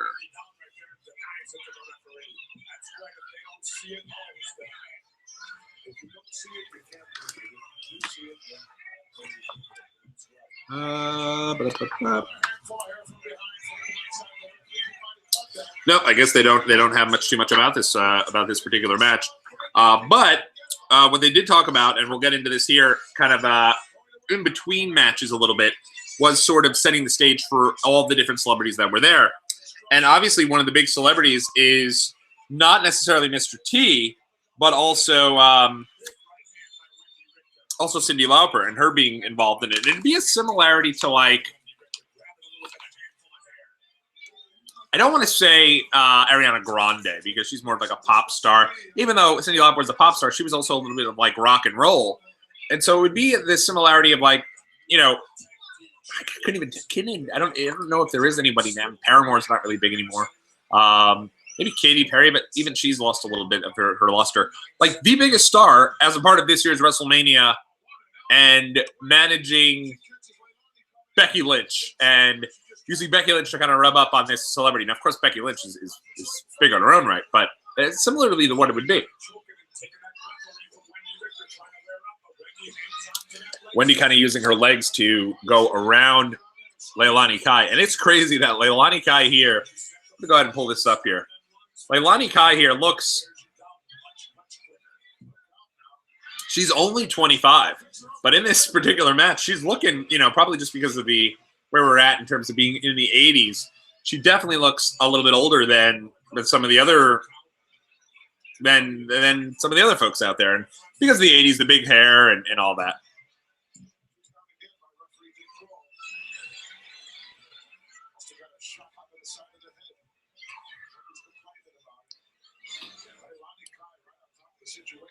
And now Leilani Kai working things over, taking Wendy Richter down. The story here was that WWE was working solely with Moolah in order to find all these women. So all these women that were part of WWE, Fabulous Moolah was training them, bringing them around, kind of renting them out to different places. So that's how they'd go ahead and do that. And that's how WWE would find all these women wrestlers. And of course, these women wrestlers later on would speak out kind of how Moolah would really kind of abuse them and was a bit abusive and did some things that were certainly unsavory. So, they had originally, if you remember last year, they had introduced the idea of doing the first ever women's battle royal. And in doing so, it was going to be called the Moolah Battle Royal until the outlash was just so much because of, all these unsavory things that were said about the Fabulous Moolah. So her reputation really post-mortem, I guess, or posthumously, it was really taking a hit. And much of it deserved. So it's crazy to see, looking back here, Moolah's very much involved, and it's similar to how we saw with Bruno Sammartino earlier. Moolah also held the title for a number of years and was a major stabilizing force in that women's division. Nice throw there by Wendy Richter, I think is it. Big splash, and no, only a 2 count. But you had Moolah now that you were still trying to get involved in the matches themselves, while also having Bruno earlier involved in his match with David Sammartino. So it was very interesting to kind of see different pieces and, see where each person was. At least in my opinion. So you had WrestleMania 1. It was like not only were you showcasing all the superstars, but you were still showcasing these two legends in Moolah and Bruno Sammartino and allowing them to kind of get some of that rub of it being actual WrestleMania.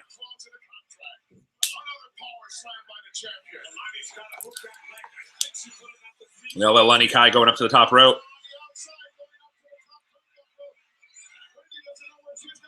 Crossbody. Kind of rolled through, but pretty sloppily. And that's it. But when she wins the match, I mean, there's people like in the crowd going nuts. And obviously you do see David Wolf down there as well. We had talked about him earlier, him being that, manager of Cyndi Lauper and being out there and really being a major part of it. So it's pretty cool to kind of go back. And now you see Cyndi Lauper getting involved with Moolah.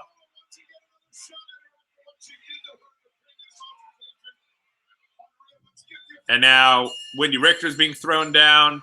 Moolah comes in and slips, I think. I don't know. It looks totally like a mess.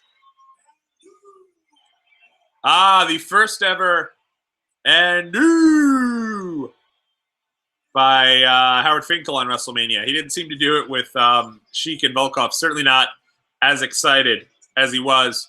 And Wendy Richter now holding Cyndi Lauper up in the air, and she's pumping her fist, and Lauper's now going around the ring, pumping the women's title and bringing Lauper as well. And the crowd is really stoked for this, guys. They're into it.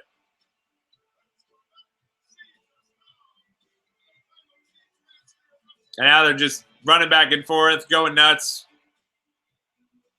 And Wendy Richter, when she would lose this belt a little while later on, Wendy Richter would eventually, because at this time too, by the way, Wendy Richter is only 23 years old. 23 years old, which is pretty crazy. But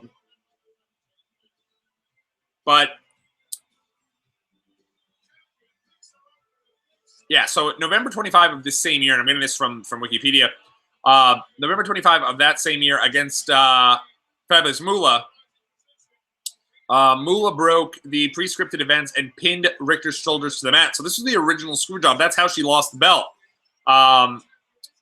She said, despite kicking out at 1, it was still delivered that Moolah was given the belt, and they got rid of, there was a plan conducted, reported that they planned to get rid of Richter and get the title off her.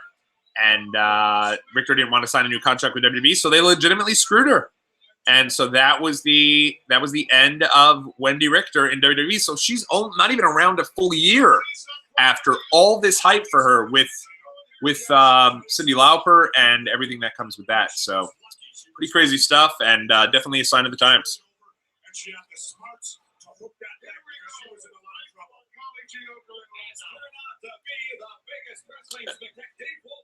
And there's Dave Wolf.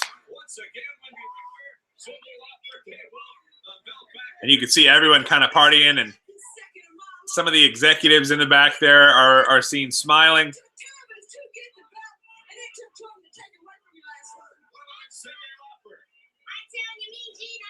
There's Cyndi Lauper. And now Captain Lou's back there. I wonder if he's got a beer in his hand again. God bless him.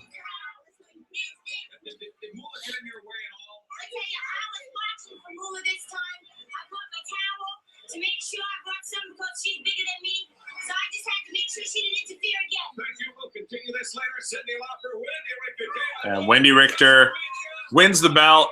Does so. And now David Wolf back there hugging Lou Albano. Definitely a cool moment, and kind of a moment there showcasing the original WrestleMania.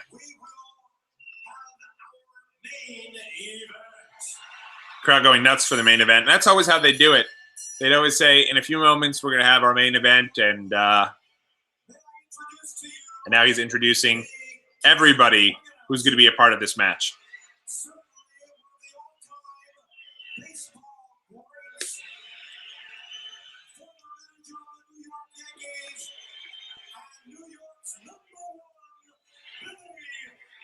So he's actually former manager of the Yankees at this time. I thought in '85 he was still the manager.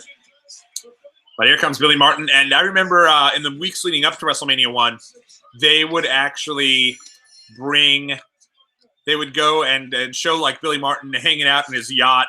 And they'd show up there with with Mean Gene Okerlund. And Billy Martin would talk about how excited he was to be a part of WrestleMania. And hey, if Billy Martin's excited, who wouldn't be excited, right? Makes it feel like a big deal. So it was kind of cool.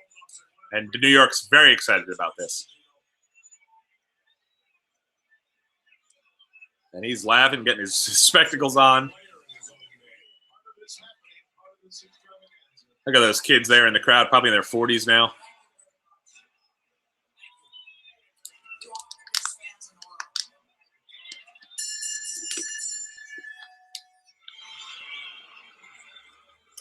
Ladies and gentlemen, I would like to introduce to you the officials for the main event.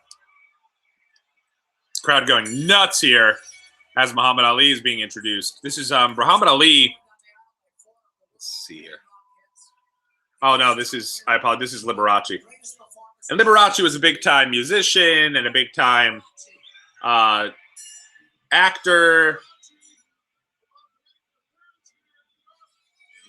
And he's coming out to the famous New York, music, and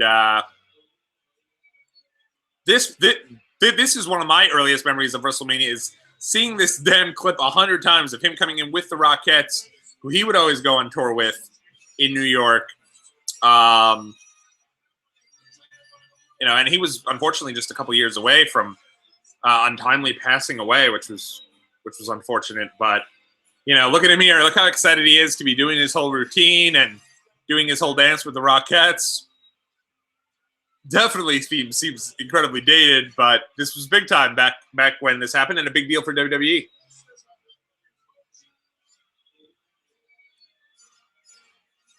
And now here you're going to see Muhammad Ali coming out, and I believe, I'm just doing a little research here, I believe this is before Muhammad Ali had basically done his deal where he was, unfortunately got sick. Let's see. Bear with me there. I knew he was retired already at this time, but hard to kind of figure that out. Obviously, everyone remembers Muhammad Ali as the greatest fighter, like in the history of boxing and everything. But it was, unfortunately, Parkinson's and the brain damage from all those fights did lead to him being really, really sick, and unfortunately, kind of really took over to the later stages of his life. Remember, in 1996, he was there, and he did a deal where he was out there with the Olympics and lighting the torch, and had all that. Just unfortunately, just didn't look like himself, and this is just 10 years after this. This is literally like, and now here he comes, and the crowd going nuts for Muhammad Ali. Like, this is, he's being built as the greatest, and certainly looks. And that's another iconic moment. Like, all these moments featuring these celebrities here are basically what WrestleMania 1, at least, is all about. So it's interesting to see. And we're getting ready here for the main event, WrestleMania 1. We're going to be back with you guys throughout the month leading up to and then thereafter WrestleMania. I'll be attending WrestleMania 35 this year, so we'll have full coverage of that throughout the week. Hopefully some fun stuff going on as well. Get some vlogs up this week. Oh, there's Jose Torres. They're showing him down there. And very cool. Another boxer. And there's Pat Patterson, who didn't get any introduction. And here we go. So, yeah. But those iconic images. Liberace with the Rockettes in the ring dancing. Muhammad Ali coming down as the official and waving to the crowd. Billy Martin with the MSG mic there in front of him. It's like, this is, almost right there with some of the bigger stars of the actual show. And here comes the bagpipes here, the bagpipe players they have here for Roddy Piper coming down. I know he's from Scotland, but, tomorrow here is, as we record this, tomorrow is the St. Patrick's Day, and they have the big St. Patty's Parade here in New York. So you'll have your bagpipe players and everyone out there for that, celebrating that. So good and bit of timely stuff going on with the folks here. Now, I believe this is pre-Real American Hulk Hogan, because you do know Real American, that theme song for Real American that Hulk Hogan uses, Piper looking just like the biggest heel of all time in his super cool little Black Panther shirt.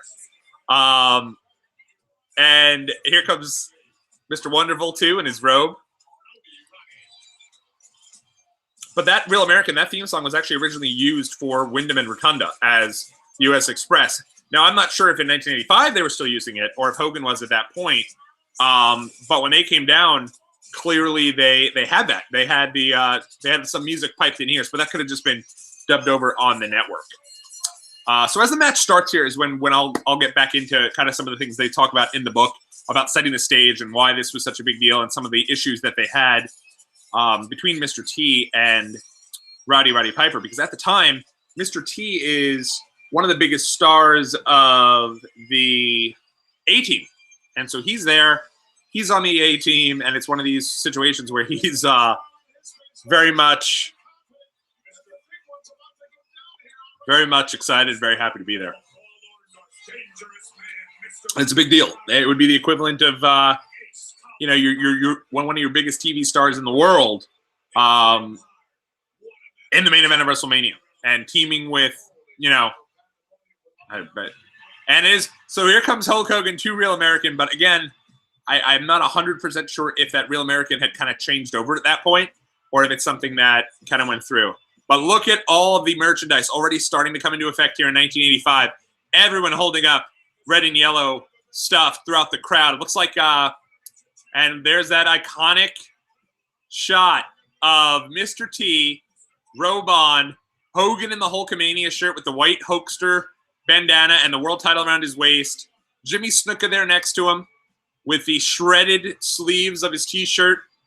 And as they walk through the hallway of Madison Square Garden, that blue hallway, who do they pass but none other than a very young, dapper Vincent Kennedy McMahon. And he's looking, and this really feels like the crowd was waiting for Hogan, and nothing else really mattered.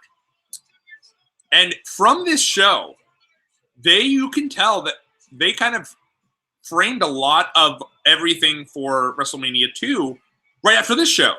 because in this show you got Andre the Giant. He got a big time showcase. You had a big time showcase for the celebrities. WrestleMania 2 took place over 3 different cities: New York, Chicago, and LA. And one of the main events was Andre the Giant in a battle royal with some other WWE stars and members of the NFL, like legitimate active members of the NFL. You can believe that. That was one of the main events. So you had, again, that celebrity involvement mixed in with Andre the Giant. Then you had a main event between Mr. T and Roddy Piper. So you come back with Mr. T a second time, and you're getting off of this here, where they're going to be, you're in this match. They have a tag match, but Mr. T now is going his first one-on-one match the following year, boxing match against Roddy Piper. That's another main event. And the final main event, of course, is Hulk Hogan defending the title for the first time at WrestleMania in a steel cage against King Kong Bundy, who we saw earlier win in a decisive squash against SD Jones. So you could tell they were already setting the stage for WrestleMania 2, whether they meant to or not, based off this show.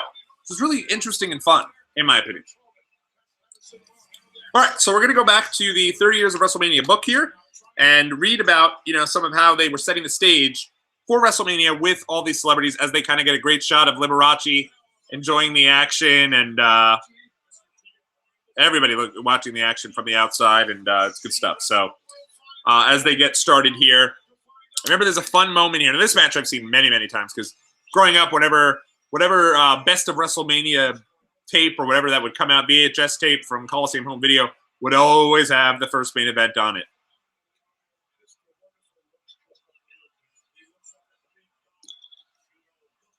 And they're really putting over how great Mr. T looks. There's Cowboy Bob Orton, father of one Randy Orton. He's in the corner of Roddy Piper and Orndorff. They're saying that they feel like Mr. T kind of bit off more than he could chew, and Liberace now ringing the bell, and away. It's very cool to see. Now, what's funny about the beginning of this match, before I do read the stuff from the book, is that I know this breaks down real quick. And it's funny when this breaks down because clearly, Muhammad Ali gets involved here and, levels the shit out of Roddy Piper. It's funny to kind of go back and watch this here.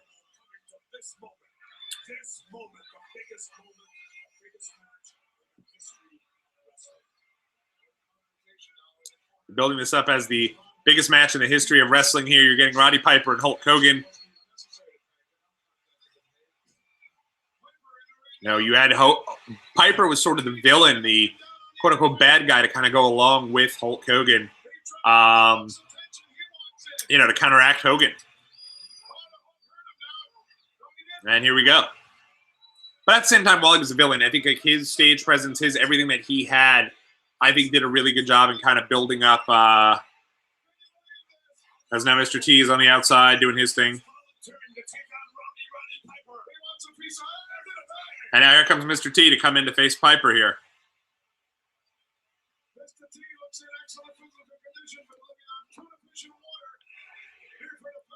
And they said that. And a lot of the things that were fun about the build-up to this was you'd see, as you see, by the way, it's 3:07 p.m. by the time the main event here is going on.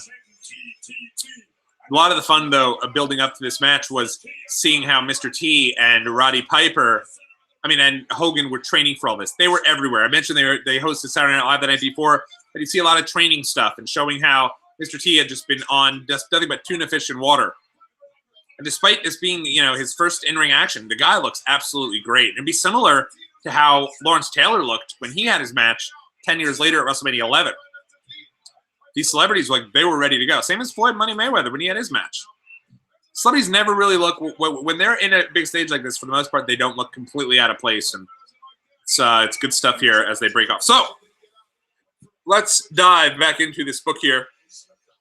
Let me read you a little bit about this because I do think it's interesting to kind of go back and remember. So the event's framework was taking shape, but the question was, who would the people buy a ticket to watch the event on closed? Would people buy a ticket to watch on closed circuit? Mr. McMahon said it wasn't cable TV as we know it today. It wasn't pay-per-view. It was an arena with a giant television screen and a projector. It didn't work for the Indianapolis 500 and a number of other things. It was the biggest gamble I've ever been involved with. Who knew that WWE fans would pay their money in an arena and watch television? So you were getting. Vince McMahon and George Scott looked at the roster of WWE superstars. By this time, WWE had personalities and rivalries that received national attention. Andre the Giant, Jimmy Supervised Snuka, Iron Sheik, a host of others. WrestleMania card had to heighten the tension, WWE's existing conflicts, select the right mixture of celebrity interaction, and make sure newer matchups thrilled the crowd. To set the stage for the war to settle the score. Using the same format as the Brawl to End It All. God, they were big on these on these rhymes here. Brawl to End It All, war to settle the score. Now it is breaking down here. And I just, Mr. Muhammad Ali flies across the ring, levels the crap out of Roddy Piper, and you can see Pat Patterson is doing everything he can to calm Muhammad Ali down, who's looking like he's ready to kill Cowboy Bob Orton. Wow, that's pretty cool. All right, so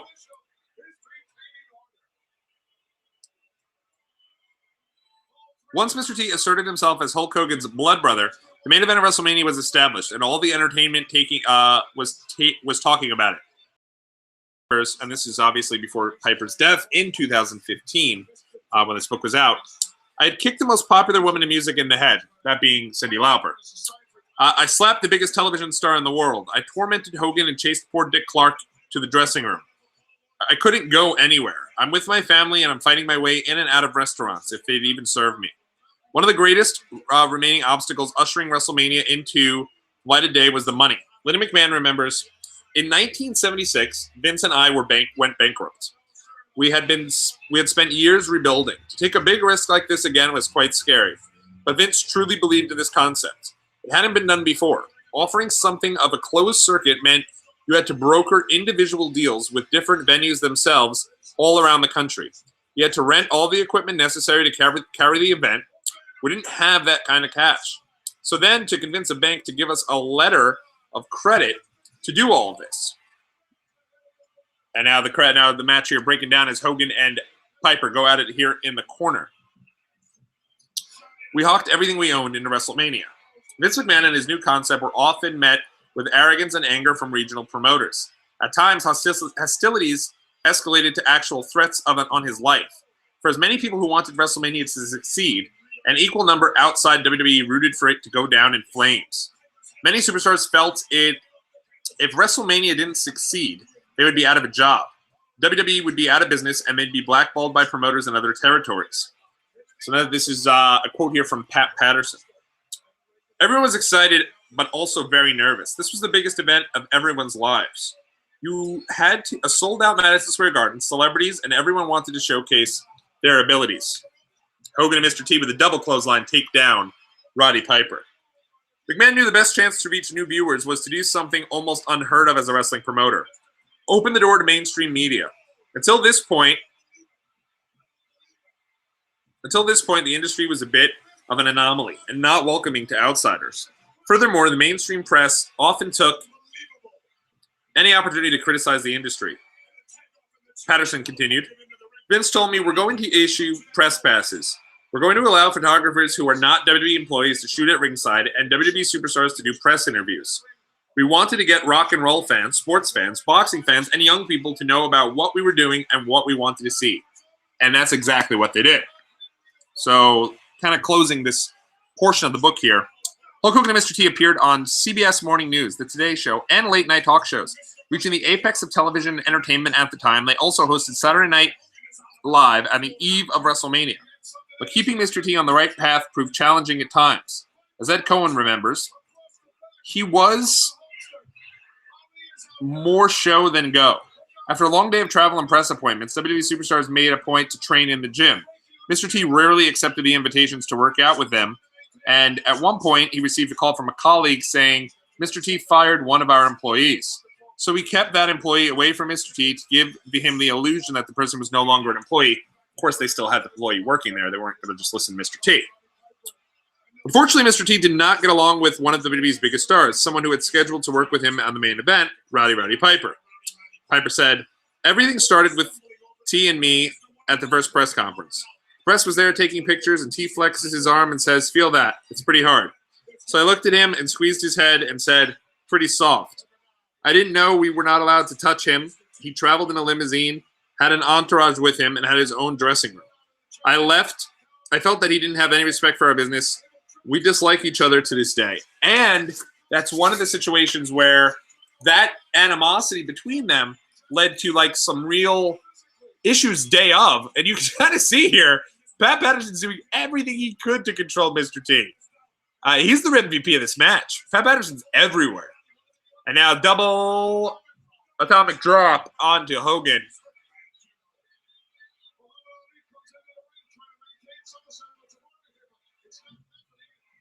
And now Piper's all upset. He's all pissed off, begging off Muhammad Ali.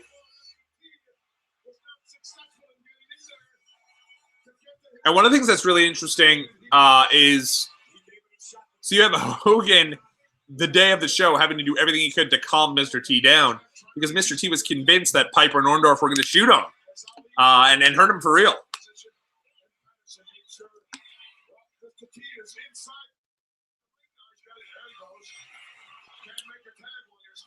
Now big suplex from Orndorff to Hogan, takes Hogan down. One of the big things that they'd also build up coming out of this was a Paul Orndorff face turn. They did a deal where afterwards, you know, Piper and Orndorff hightail it. So Orndorff is kind of left there to his own devices in many ways.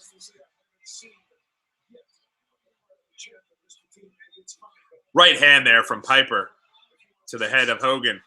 Now another right hand takes Hogan down to one knee. Knee to the face there from Piper. Oh, and he kicks out. Tag into Orndorff here.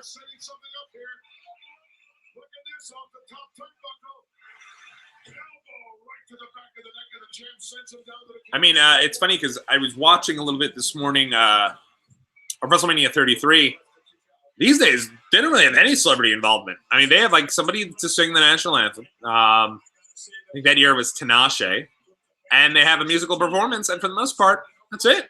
So, you know, WrestleMania has definitely gone away from the celebrities, unless you include guys like, you know, people they bring from the outside, like Lesnar or Rousey, who are now obviously fully ingrained in big matches getting ready for WrestleMania.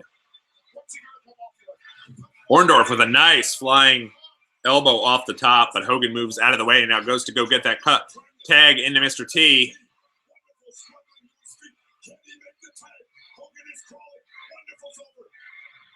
Able to get that tag to Mr. T.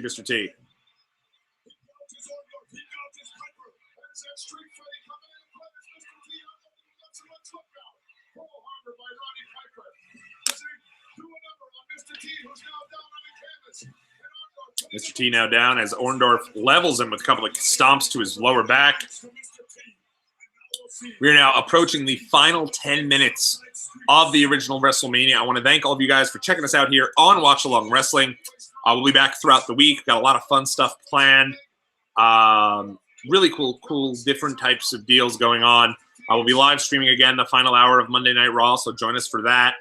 Have a piece right now up revisiting WWE New York, which I think a lot of folks have gotten a kick out of and thoroughly enjoyed. So, you know, definitely check those out. Let me know what you guys think of them. I love hearing all the feedback, and it's been fun talking with everybody and doing that with each and every one of you guys. So thank you again. And you can tell Pat, again, is struggling here to get one of the, you know, the different wrestlers out of the place. And Pat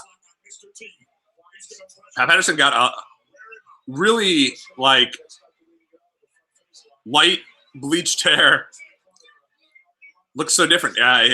He doesn't look so different in terms of like that he looks older now, but just the hair is a major throw off.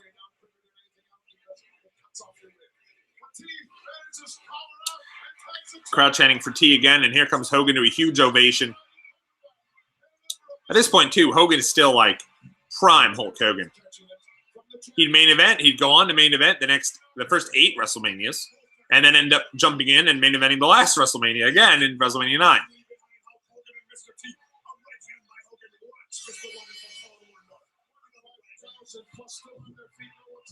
And actually, he did not main event the first 8 WrestleManias. He did not main event WrestleMania 4. Before I get hate mail. Obviously, that one was Savage and DiBiase. And here comes Jimmy Snuka now getting in, as does Orndorff. Way to get Superfly in there. Now, Superfly at this point, he's already a little older. He's probably in his 40s or close to it. So for an in-ring performer at the time, he's a little older. So that's probably why he's not actually given a match here. T cuts off Piper. Now Orndorff's on the top, comes down with that cast, but the cast nails Orndorff. Hogan goes for the cover. And that is your match. Pretty good. I'll be honest, though. I thought that even though there's a lot of spectacle here and, like, to appreciate the time of WrestleMania and kind of where we were at, I get the appeal. I get the excitement over it. That being said, I really think something to kind of consider is I think that in-ring action-wise, US Express and somebody just threw something over at Mr. T and leveled the heck out of him. And now Piper again. Piper and Orndorff getting out of there. And there you go. So, I thought that US Express and Iron Sheik and Nikolai Volkov was probably actually a better in-ring match. But when you consider the fact that Mr. T he's in his first match, where you're at there with everybody, it's something that's really interesting. So, to kind of go back there and do. And now Hogan kind of looking over at Mr. T, but Mr. T collecting himself. So this is kind of the Paul Orndorff. This is kind of the Mr. Paul Orndorff, Mr. Wonderful face turn here towards the end of the show. Everyone kind of offering a handshake, Mr. T offering a handshake, and he'd go on to be a babyface for the next year for WWE.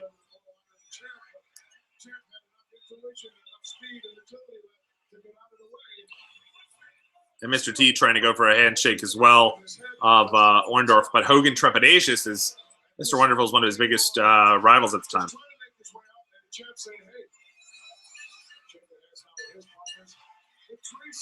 And there you go. So that is WrestleMania 1.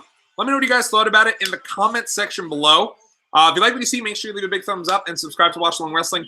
We're going to be all over WrestleMania coverage this year. We're going to have people on, setting up a fun interview, hopefully, real soon. So hopefully you guys will see that. And be back around real soon again. So until next time, everybody, thanks so much for checking us out here for the WrestleMania 1 watch-along. We'll be back with a couple other watch-alongs throughout the week and throughout the month.